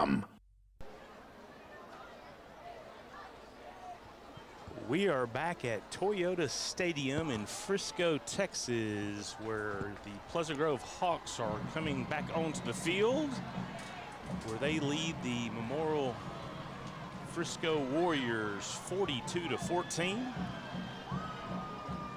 Quinn, what have your thoughts been so far this evening? Well, offensively, I like what I see a lot. We've done a really good job of spreading the ball out with carries to a lot of different people. We've got scores by 3 different folks, 2 touchdowns by Caden McFadden, 3 by Kari Johnson on the ground, and 1 by Jalen Boardley. So that's really good, spreading the ball out. Defensively, I'd like to see us kind of shore up that middle, a little bit, get a little more solid in that. But all in all, really, really pleased, especially when you think back to the Bird game and the difficulty there. So we've responded real well. Yeah, there are definitely some changes that the coaches have made. I like, we recognized this last week, changing up that the offensive line a little bit. And I think that's definitely been able to gel for a week, and we're seeing some of those benefits. Yeah, I mentioned it a couple of times during the first half. I think we're getting a lot better downfield blocking. Some of that coming from our pulling guards. They've done a good job all season of getting around the end, but they don't touch anybody as they're going around the end. In this game, they've matched up with people really, really well. Running backs coming out of the backfield have made downfield blocks. We've had multiple times where somebody made a downfield block and we got anywhere from 5 to 12 more yards because of that one block. And that's been part of the success that we've seen years past with Pleasant Grove Hawks.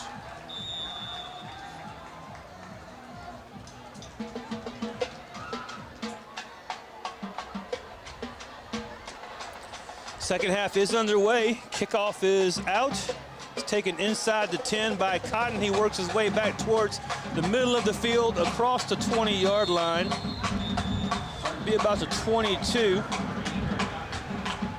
Officially the 23 is where they're going to spot it. So the Warriors will begin the second half. First down, 23-yard line. Yeah, good coverage by the Hawks on that kickoff. Keeping the Warriors limited to starting on their own 22-yard line. Warriors are coming back out for the second half with McPherson at quarterback in the shotgun. He had the one deep, beautiful throw for a touchdown. Let's see if they go back to that somewhere along the way. Pearson fakes the handoff, throws it out to the right flat. Catch is made.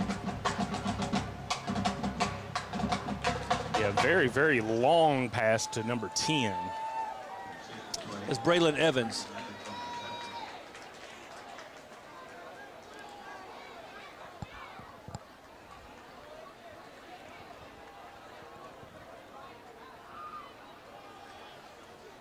Handoff this time. That was Tullis. He's carried the rock several times this evening. Has done a great job. Well, it looks like Eddie Tank was there to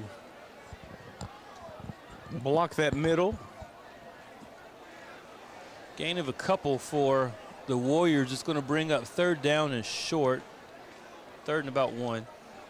Yeah, Watt Huey for the Warriors went in motion there to help, to try to help break it, that middle up.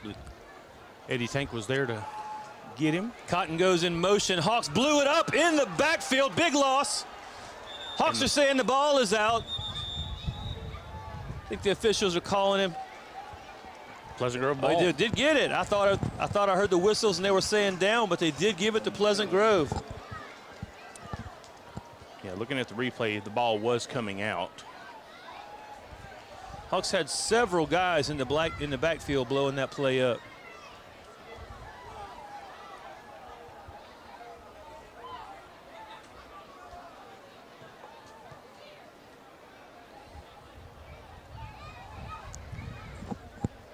Yeah, that was not the start that head coach Derek Robertson wanted to see his Warriors come out and do, trailing 42-14.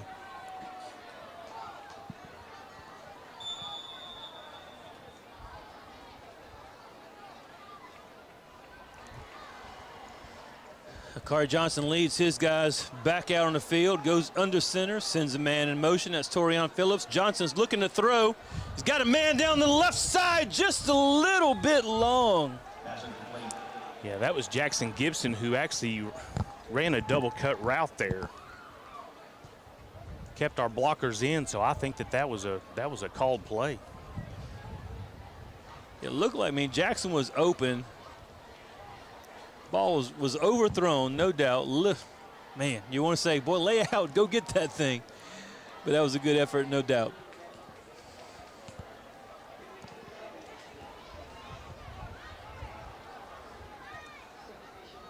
Handoff around the right side is cut back up by Danner. Danner's down to the 10, inside the 10. About the 7-yard line is where he's going to be down. Yeah, Kennedy Mayhem McDowell chased him down from behind. Good effort on him not giving up on the play. Ball's officially marked at the 8. 1st and goal for Pleasant Grove.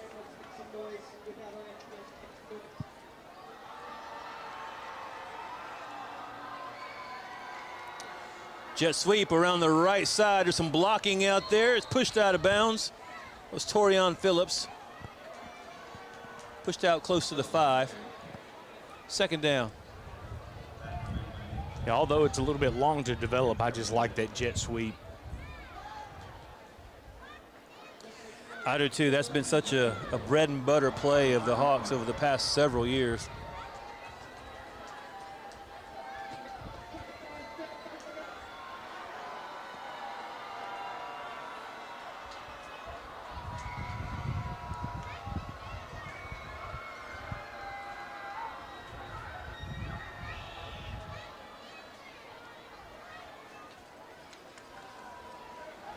Johnson hands it off. The ball is stripped out of the ball carrier's hands. The race downfield. The tackle is made. That was number 4. Number 40, Elijah Alayua. Akari Johnson was staying in the play there and did not allow him to score. So even at a 42-14 lead, this is a great opportunity for the Hawks defense to decide it's time to make a stand. You see the Hawks coaches out on the field telling them exactly that. Warriors, 10 balls spotted, 45-yard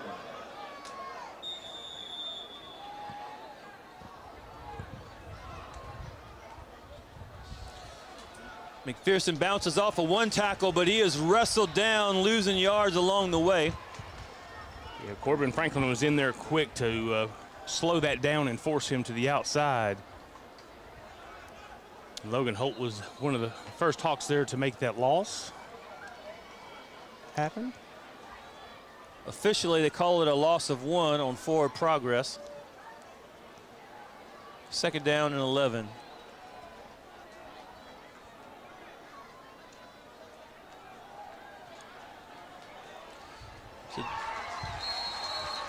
Deep out thrown to Cotton and is called incomplete. That was defended by Corbin Franklin.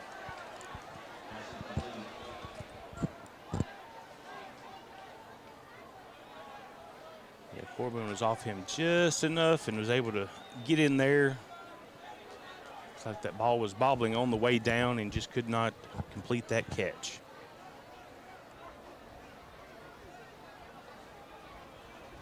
Third down and 11. McPherson dropped back. They're looking for a screen, but it wasn't there. That's got to be grounded. Oh, he caught it. I thought the ball hit the ground. Yeah, the ball did skip. Looked like they were trying for a screen. The Hawks had it covered up pretty well.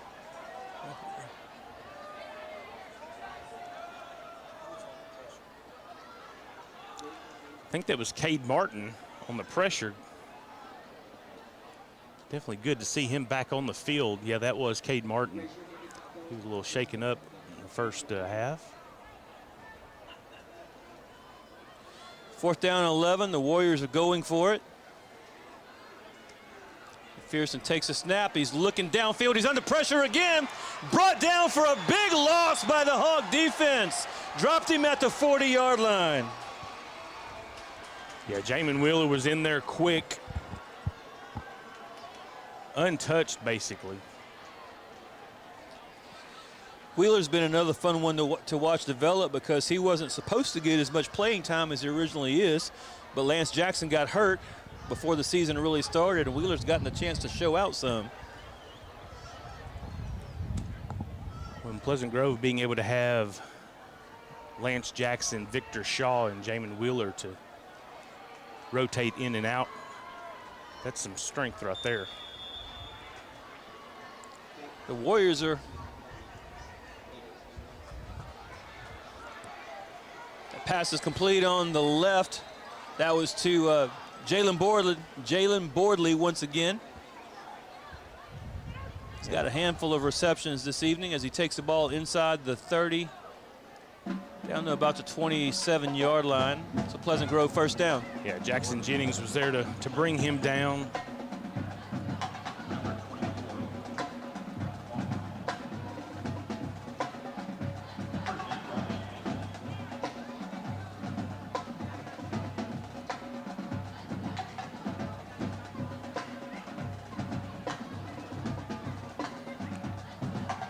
Johnson tosses right, couple of lead blockers out there again. Danner takes it inside the 15-yard line. Yeah, Danner did a great job of doing a little stiff arm there. Cade Streetman had all that he wanted. Spencer Danner's going to have some good rushing yard stats again this evening. Thus far, he's not gotten into the end zone. Should Pleasant Grove score on this series, I just wonder how long it's going to be before we see Walker Wright take a couple of snaps.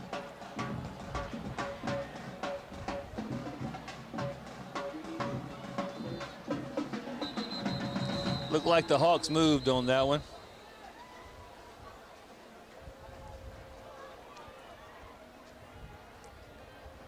Looked like Jackson Gibson was getting his number called again. Pass route.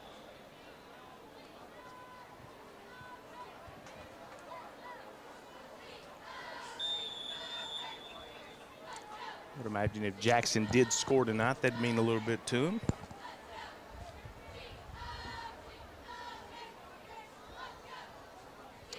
First down and 15, 8 minutes and 20 seconds. The clock is running in the third quarter. Johnson's looking at Jackson Gibson. A little bit high to him. Gibson didn't pull it in. It's going to make it second down.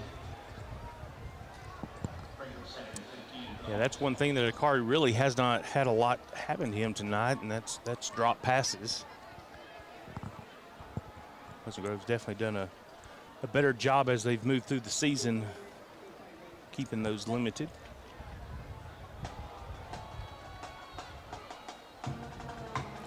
Johnson tosses to Bordley on the left. Couple of blocks, gets him free. Inside the 15, shy of the 10-yard line. It's going to bring up third down for the Grove.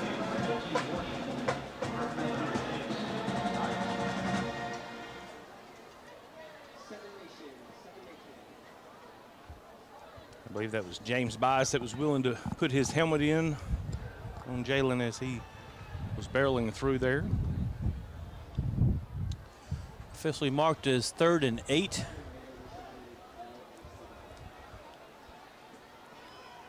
Warriors are trying to bring pressure on the left side. A good pass, but it is not pulled in. I think that was intended for Victor Shaw. Yeah, he went down for it. Just got through patting his own chest, letting the quarterback know that that was his. That's going to bring up 4th and 8 for the Hawks. And they're going to go for it. James Bias covering Jackson down here at the bottom. Johnson rolling right. He's got a receiver open. Well, that was Danner. That is Spencer Danner with his first score of the evening. I believe that's going to be his 6th score of the season. I believe he's got 5 on the ground. That was a pretty ball by Akari.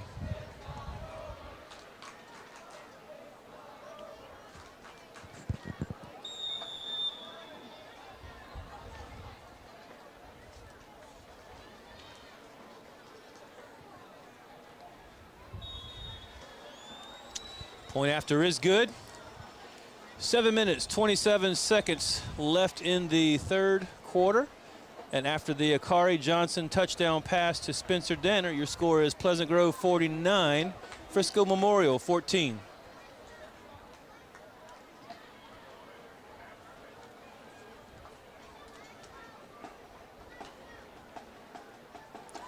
Interesting turn of events in that where Memorial took the ball away from us, from Pleasant Grove on the strip.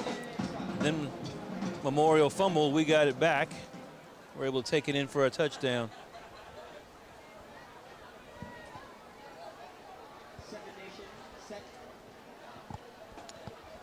I'm trying to get an updated score on the Texas High game, but it looks like they're leading 20-3.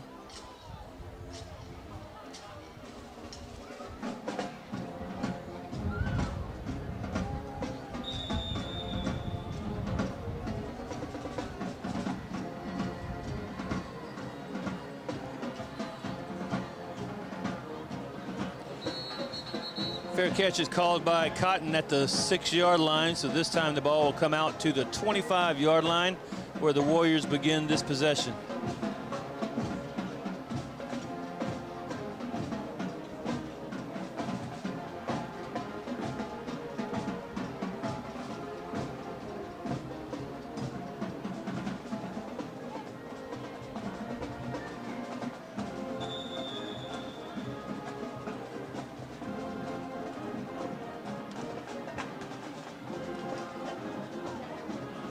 McPherson throws a little swing pass into the flat. That's out to Brandon Tullis.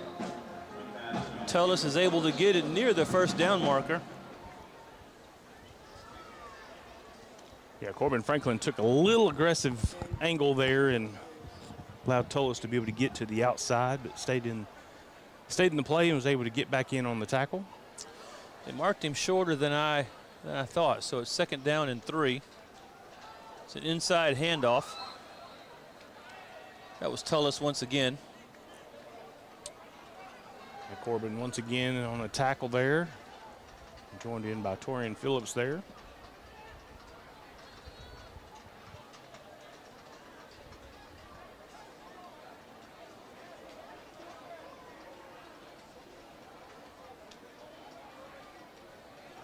Give to Tullis. He's met in the backfield, really nowhere to go, but he's going to be near the first down. Depends on where they spot it. And Corbin Franklin in there on the tackle.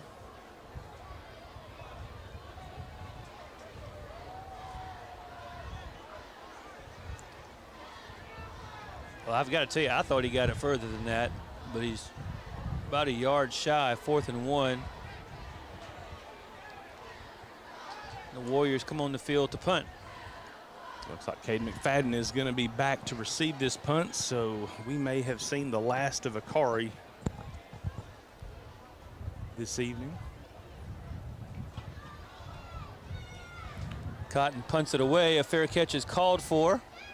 It is made and then dropped. Looked like the Hawks initially had it. You never know what goes on in the bottom of the little pile.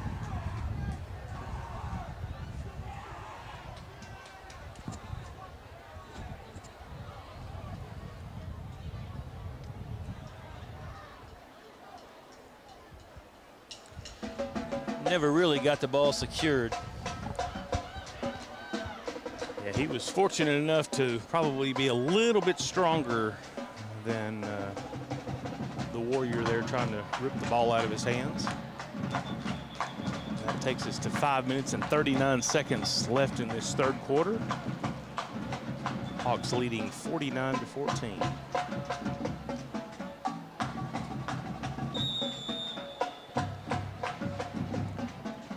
Midland Christian is leading San Antonio Cornerstone 21-14 in the third quarter in their game. Still Akari Johnson, a quarterback. Hands it off on the left side. That's McFadden getting some tough yards there. Nathan Newland, one of the Warriors there, helping make that stop.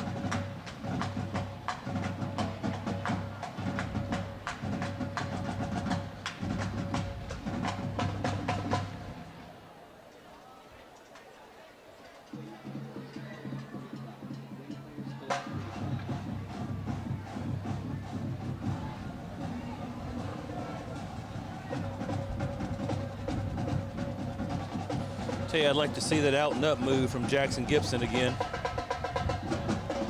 Little inside draw play. Jalen Borley just working it downfield. Yeah, I don't know if he had his Wheaties or Captain Crunch this morning, but I would definitely continue to have that same routine. He's had a phenomenal evening tonight.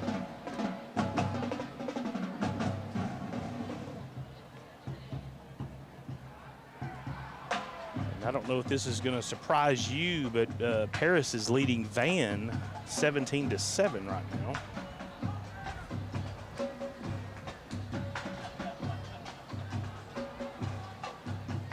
Same inside handoff. Bordley again.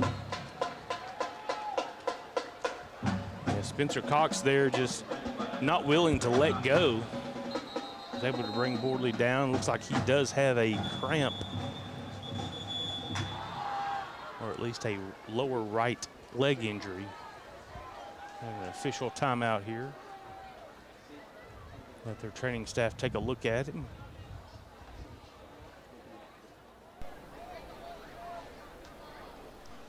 Yeah, Bordley has just had a monster night. And he's got one score on the evening.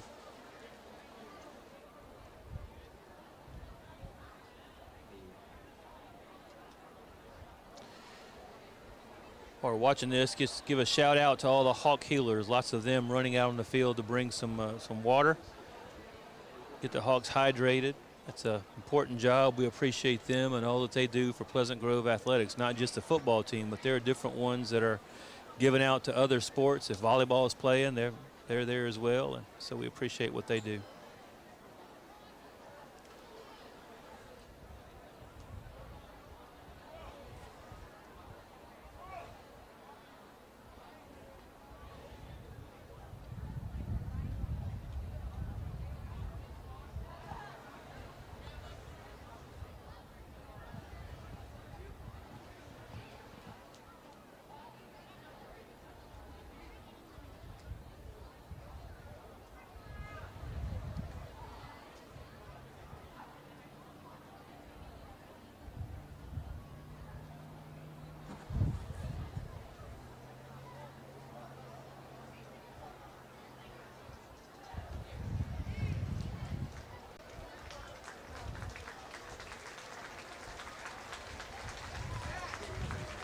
Definitely a good sign there. 23 walking to the sideline on his own.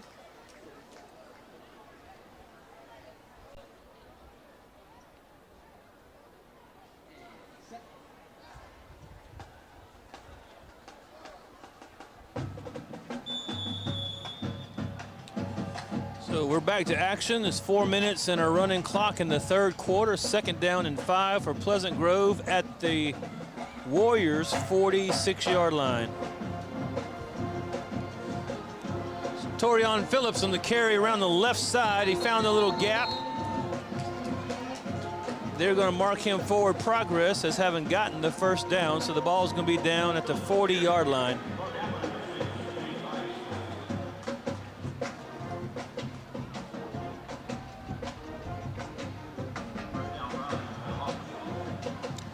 A reminder to Hawk fans, when you think about number 6, Torion Phillips, his brother is Torrey Phillips. It was a part of the 18 and 19 Hawks, and he's now playing college football at Tyler Junior College. He's kind of a mountain of a man.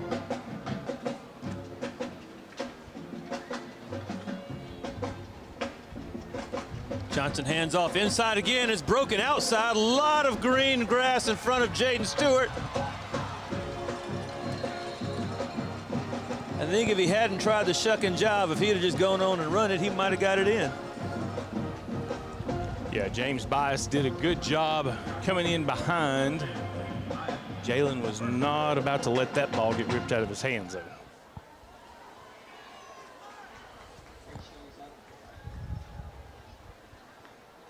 Great run.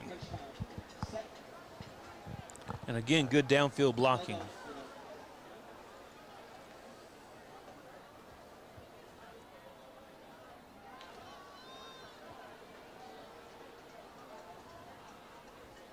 Johnson gives it to Stewart, give him another chance. Touchdown, Pleasant Grove. Jaden Stewart has said his dad calls him Hollywood. Took it in for the score.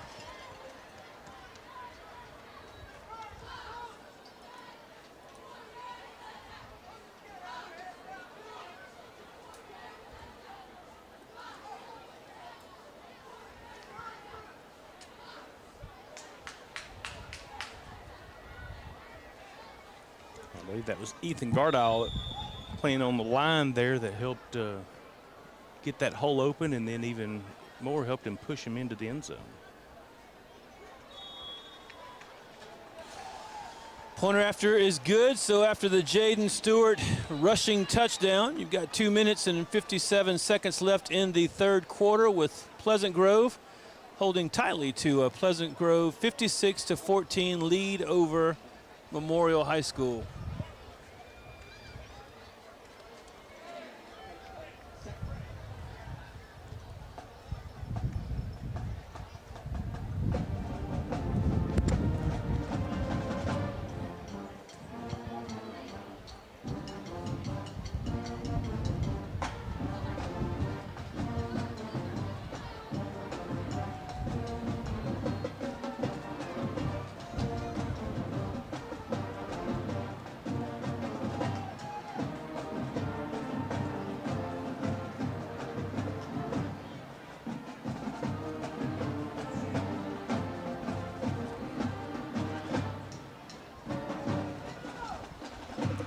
Halston Bach has had his fair share of kickoffs tonight. He's just got a killer leg.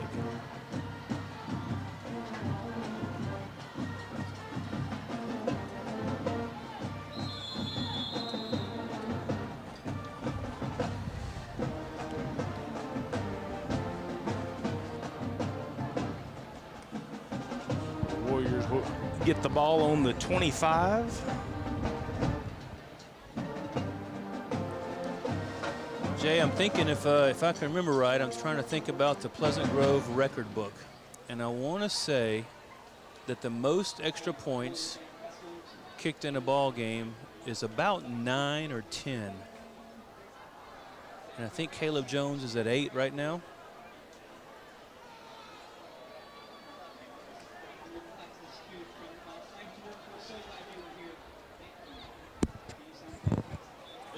Yeah, there are 3 Hawks that are tied at 9 extra points. We've got Dylan Williams back in 2017, Dalton Hinton back in 2015, and Anthony Mejia in 2019.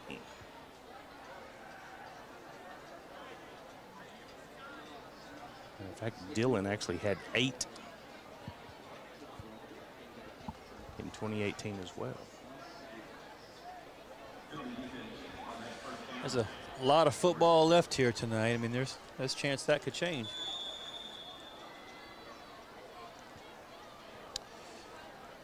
Two minutes, 45 seconds left in the third quarter. Clock is running.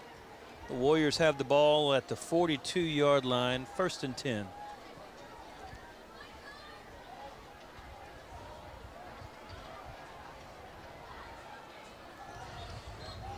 It's a handoff up the middle.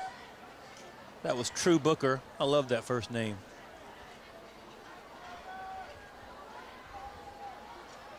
Second and about 5.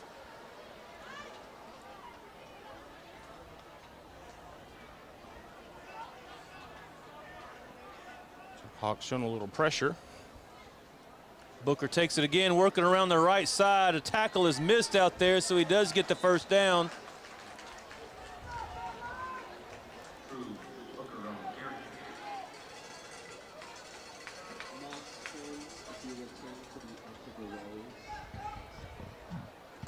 When you got pressure coming in from the outsides, but you're still able to get outside containment, that's how you're able to get those first downs like that.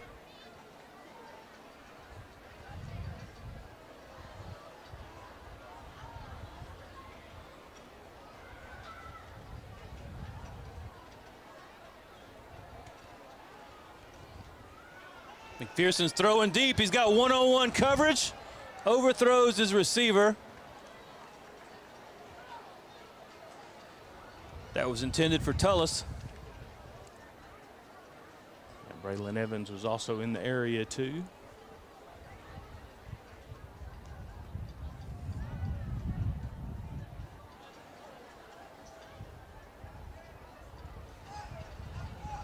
It's going to bring up 2nd and 10.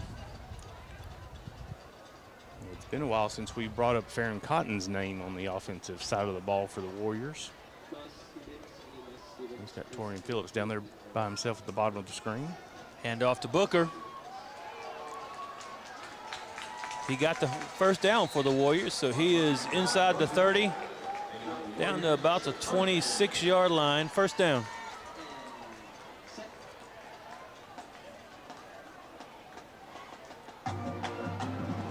Brett Spivey, Jet Mayo in there on the tackle.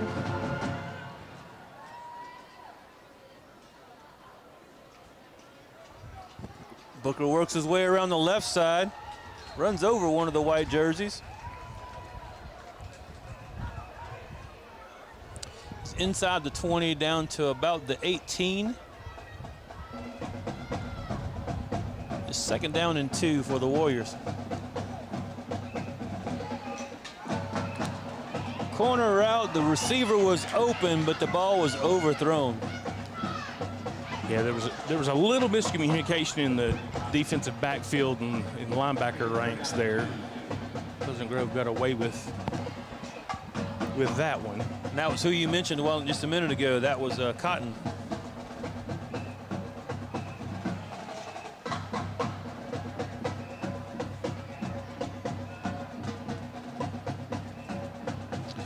Third down and 2 for Frisco Memorial.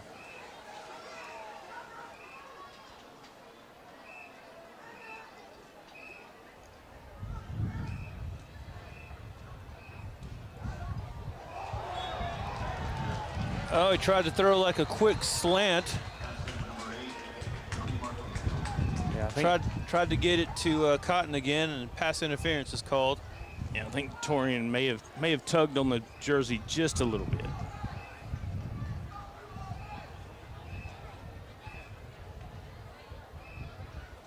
That's one of those where you'd rather give up the penalty than the 6 points, though.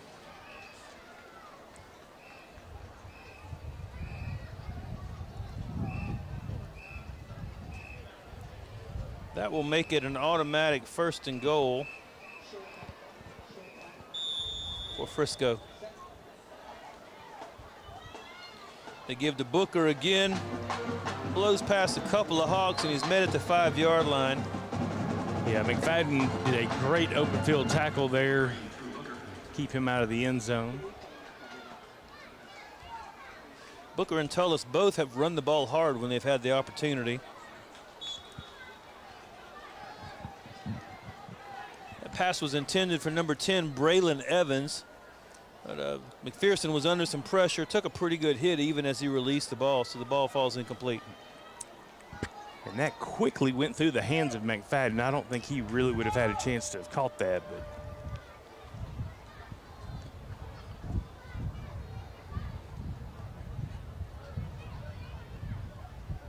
second down and 5, 8 seconds left in the third quarter.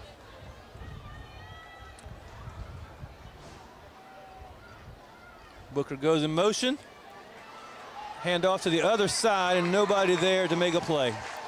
So the Warriors take it in for a touchdown with 3 seconds left in the third quarter.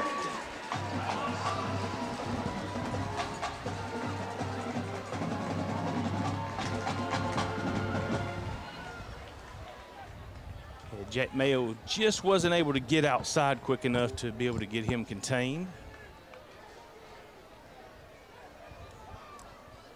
Also in the third quarter, Liberty Allo just scored again and stopped the Atlanta Rabbits and has the ball. They are leading 16-7 in the third quarter.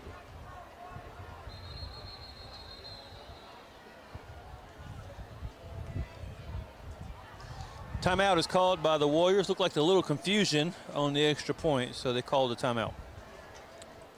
Yeah, I think the coach wanted to use all 11 players.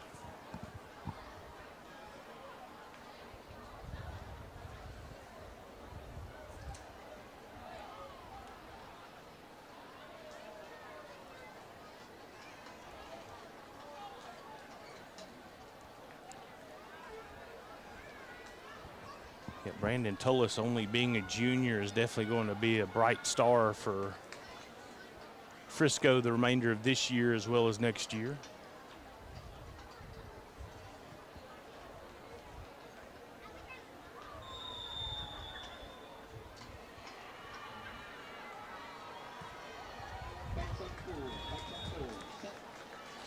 Ian Villarreal's point after is good. 3 seconds left in the third quarter. The Warriors are able to put another one on the board, so your score is Pleasant Grove 56 and Memorial 21.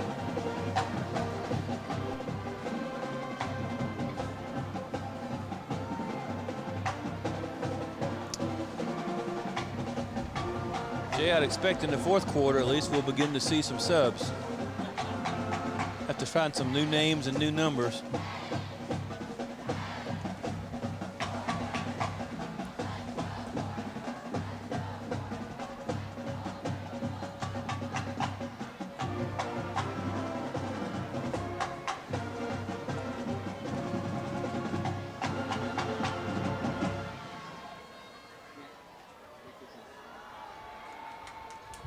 Looks like Patterson's going to be the deep man.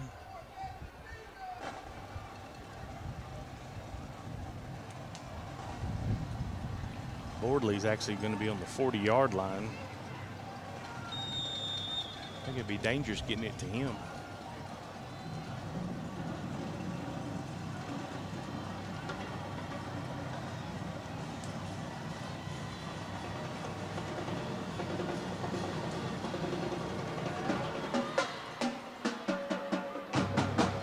A squig kick over on the left-hand side.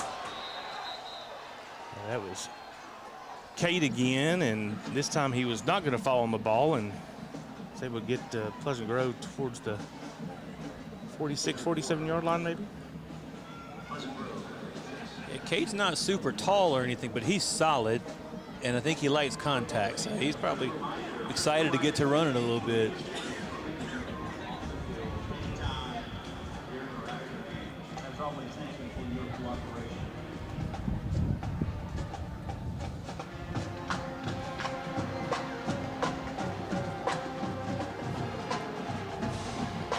Be interesting to see him in a fullback role maybe next year.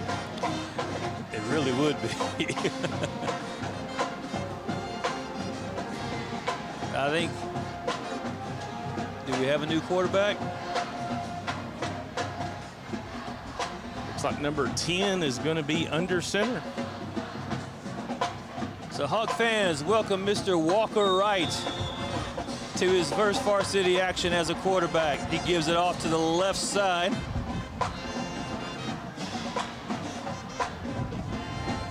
Was that number 25, I believe, Zach May? Yes. Zach is a junior tailback, seeing his first action this evening.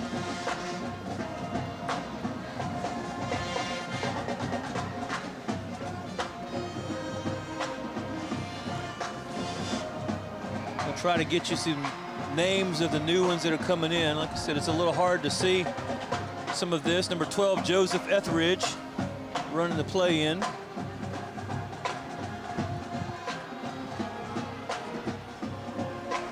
Walker hands off again, really nowhere to go.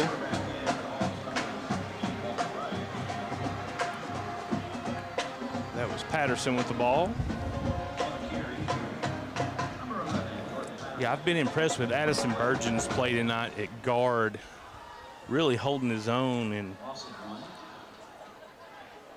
it says he's 163 pounds, and he's had a good night tonight.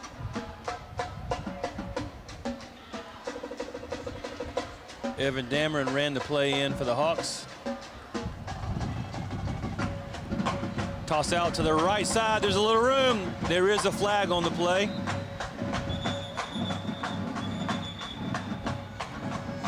That was Patterson on the carry, but there is a flag. Looks like the referee did show holding.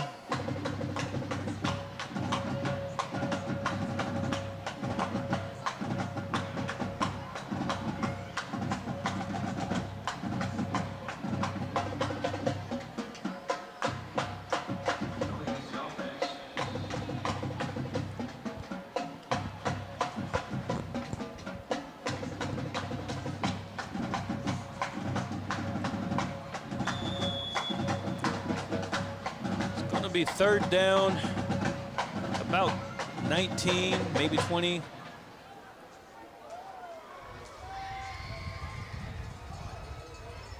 Ten minutes, 20 seconds.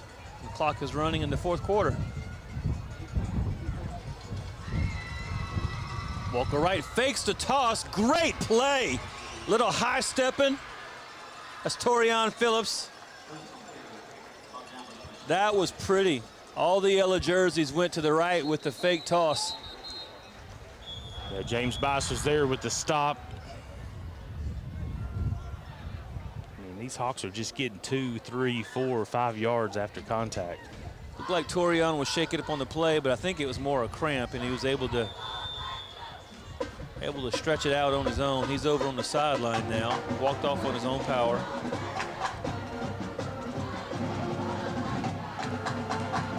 See number 45, Anderson Black, getting in some time tonight at tight end.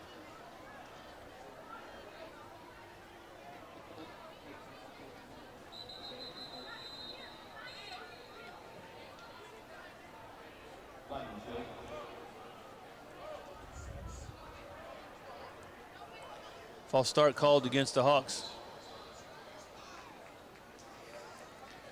So the good news is you'll see some younger guys getting some action right now. The bad news is you'll see some mistakes along the way, and that's part of the growing process.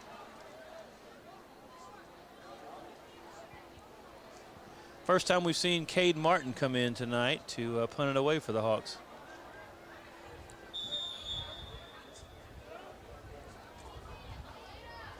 Yeah, with the 3 legs that Pleasant Grove has on their team this year, special teams is definitely going to be a strength. That's a great punt to flip the field for the Hawks. Farron Cotton calls for a fair catch at about the 16-yard line. And that is not like a kickoff. It doesn't come back out to the 25, so the Warriors take the ball at the 16.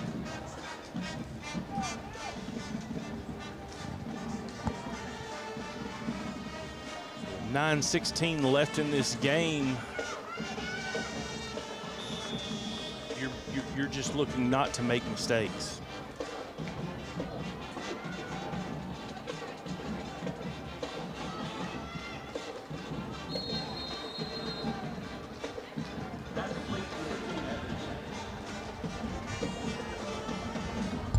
Nine-yard gain for the Warriors. That pass was complete to Braylon Evans. Freshman Jaden Scales was in on that tackle. It's a deep out, complete over on the left side of the field. That went to Cotton, and he broke free. And he is pulling away from the white jerseys and will take it in for the score. Well, he now has more than 100 yards receiving tonight. That was just a simple out route. The catch was made and just a missed tackle. More than one.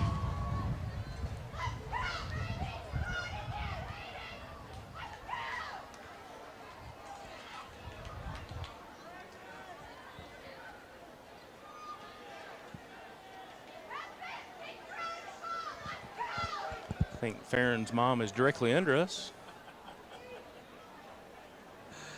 Yep, and she is proud. I want a fan like that one day.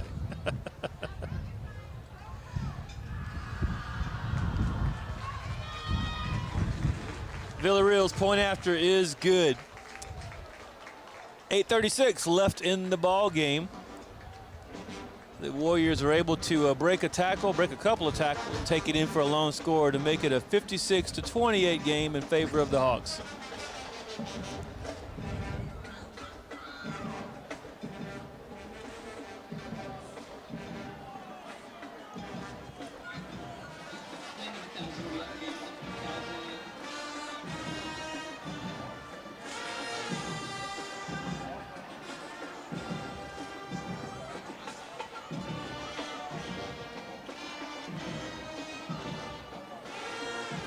Crazy things can happen in high school football. With 8 minutes and 36 seconds left to go, it's not the time to take the foot off the gas. Yeah, not by any means. We've had some games in the past where I was on the sideline and I've personally heard coach go over to the players and say, hey, we're not going to score anymore. But there were more points on the board at that point than there are right now. Well, and they've proved twice so far that they've got the big play in them.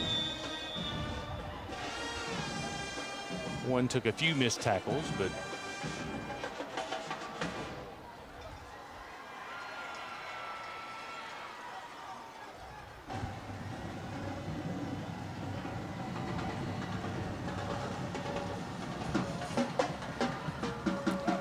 Pooch kick by the Hawks. I think that's taken by Cade Martin again, I believe.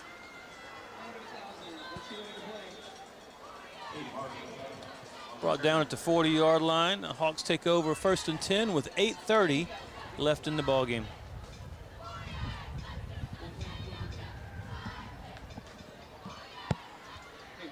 when with the assumption that you'll still have some number 2s and maybe 3s in the offensive series here, that you get a couple of first downs to be able to build on.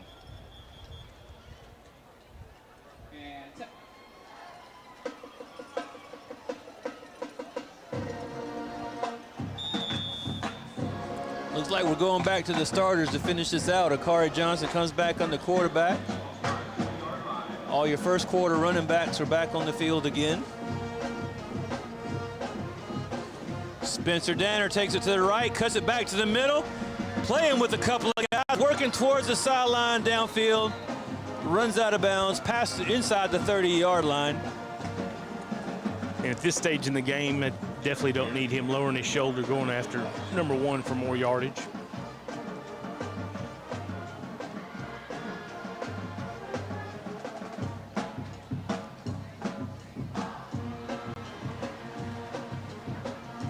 Time and yardage is definitely on the side of Pleasant Grove.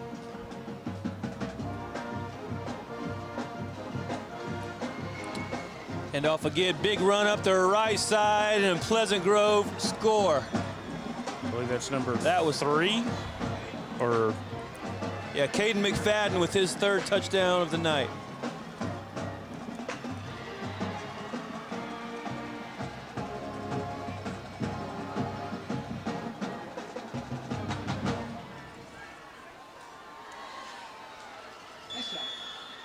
So you got McFadden as a junior and Akari as a junior. It's kind of like talking about a no-no in baseball. I'm not going to say it till it happens. That is extra point number 9 for Caleb Jones. So we now have another name in the record books. 7:54 left in the ball game. The Hawks send the first quarter offense back out onto the field, and we have a 63-28 score in favor of Pleasant Grove.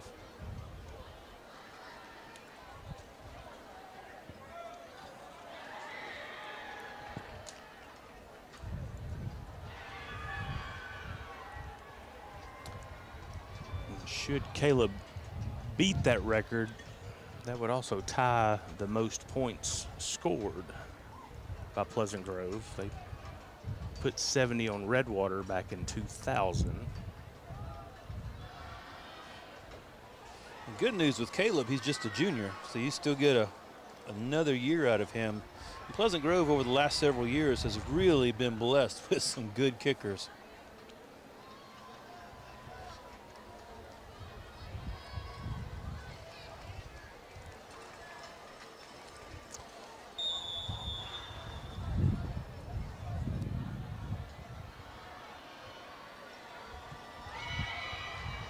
Yeah, Matt Day was definitely a special one for Pleasant Grove. Longtime soccer player, and he had some magical skills with onside kicks for the Grove. He was so much fun, not just normal onside kick. He had several that he onside kicked up the middle and recovered himself. Yeah, he had the green light that if they didn't have that center covered, get after it.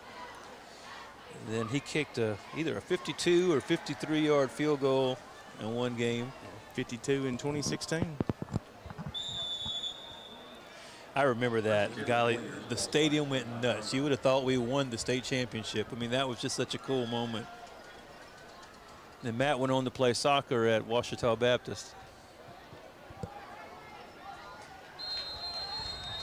We had a new quarterback. That was number 15, Hayden Ryder.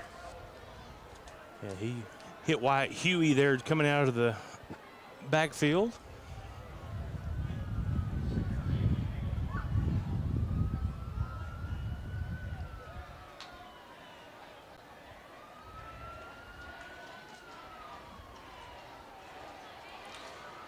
Ryder was looking for that deep ball, looking downfield. He had plenty of time to find it.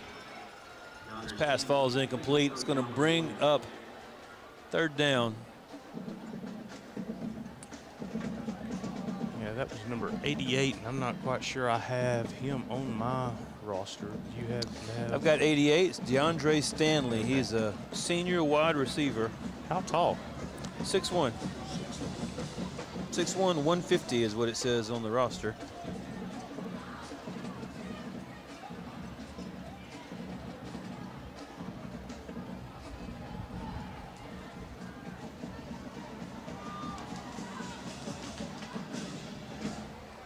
Inside handoff, he's met in the backfield, but got away, grabbed at the line of scrimmage and got away a second time, works his way up shy of the 35-yard line to bring up what I believe is 4th down. Yeah, that was Wyatt Huey who carried a few folks there.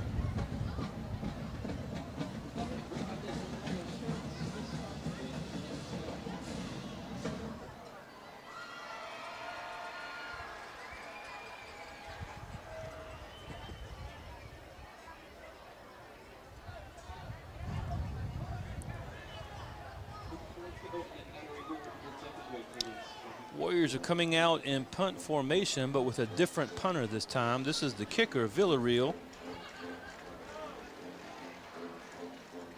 And who do the Hawks have back to receive? Really good Jackson. punt. Jackson Gibson. Jackson Gibson makes the fair catch, and the ball will be down at the 27-yard line.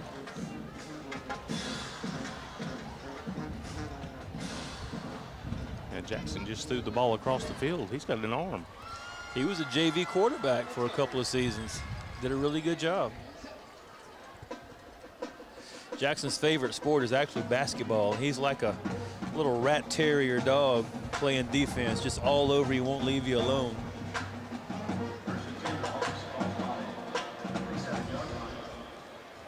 So Walker Wright comes back out to be quarterback.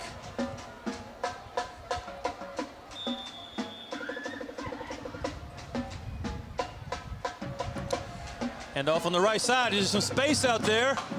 Great tackle made by the Warriors.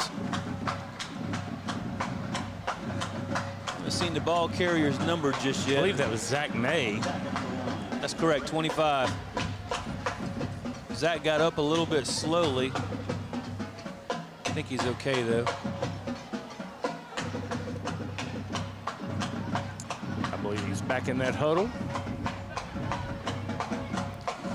It's kind of a hard point in a ball game when you're sending in subs. You don't really want to run up a score, but you want your young guys to get a chance to celebrate too. That play has worked all night. It looks like it's going to go outside, and then they break it back to the inside seam. May carrying the ball again. Spencer Stokes, a new lineman that he was running behind.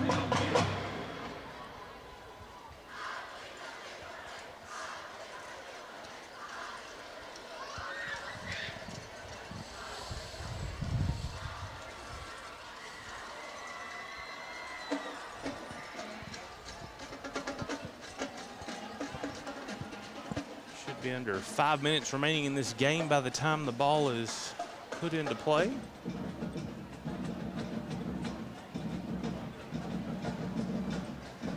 Getting a dose of May tonight. Yeah, the goal for Coach Gibson right now is to give these guys some experience, and he wants to run down the clock. But these guys that are getting the ball, they want the end zone.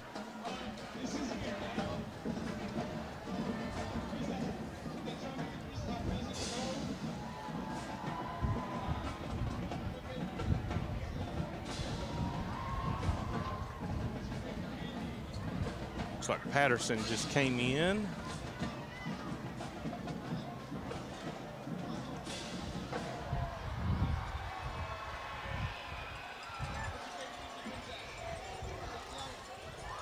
that's who got the ball. Yeah, Patterson up the right side, kind of found a seam in the middle and then slid it outside just a little bit to get to the 30-yard line. Right at 4 minutes, and the clock is rolling in the fourth quarter. He's brought down by Nathan Newland. Second down and 3.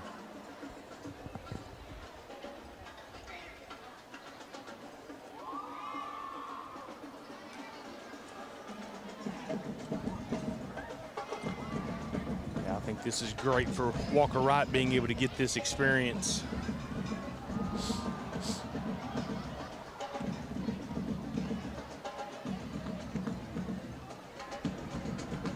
Joseph Etheridge there at the bottom of the screen. I believe it's going to be delay a game against the Hawks. Yeah, I went to a junior varsity football game, I guess first or second week. Walker was playing quarterback, and I didn't know him. I was just watching the game, but I happened to be near Coach Riley Fincher. And I watched Walker run a couple of plays and roll out and throw some passes. And I asked Coach Fincher, who is that guy?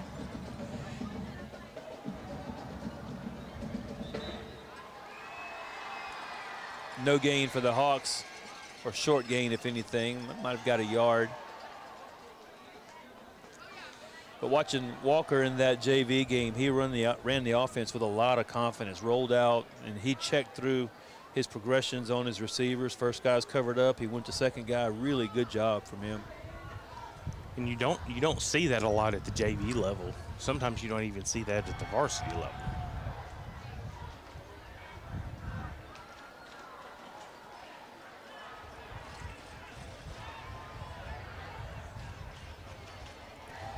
Even right there, he's directing his running back, getting on the correct side of the play, and it pays off for him.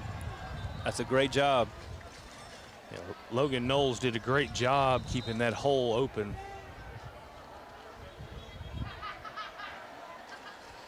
That was May again. Looked like his foot kind of slid when he tried to plant right there. That left ankle may be a little tender. At least I hope that's all it is.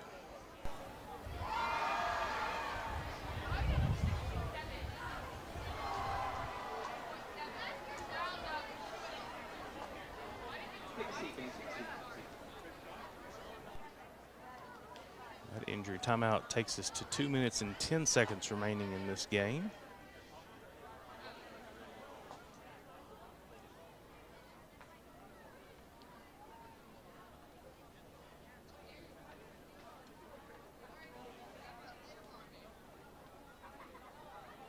Next week, Pleasant Grove makes the trip to Paris.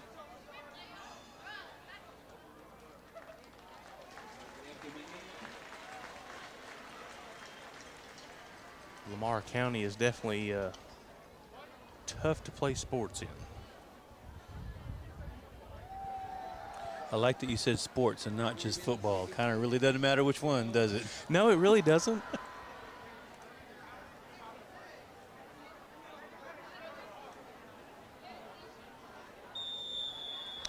We have 2:10 left in the fourth quarter. It's 3rd and 7 Pleasant Grove at the 21-yard line.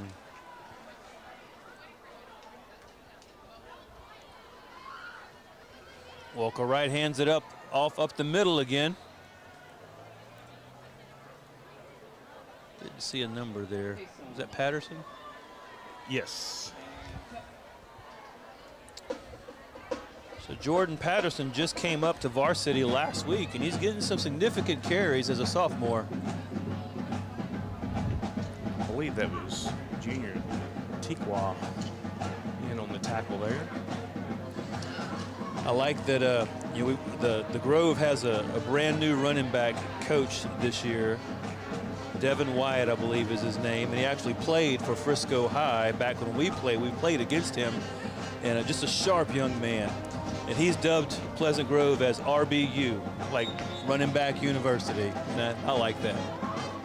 Well, during the two-a-days, went to one of the practices and just specifically watched him work with his running back crew, and I saw a lot of Coach Gibson.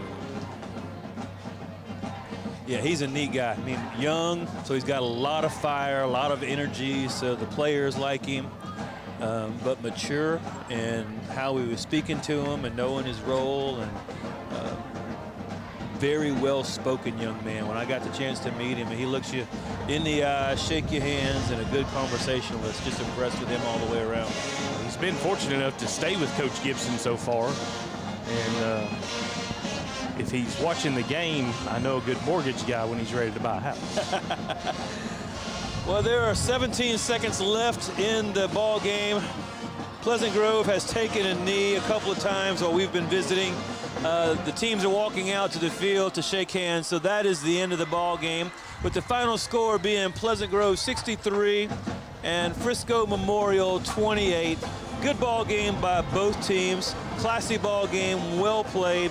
A lot of good things happening on the field right now as we wrap up.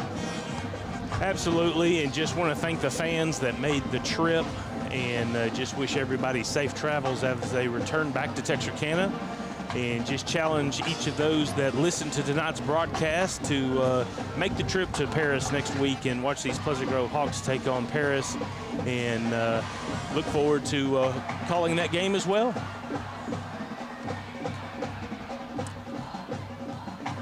Well, we will end this broadcast, and once again want to thank all the sponsors that enable us to be able to do this, and want to thank the team here at FC Dallas and Toyota Stadium and being able to use some of their video for tonight's game, and just want to thank Caleb and his crew tonight in producing this stream, and just want to wish everyone a great week.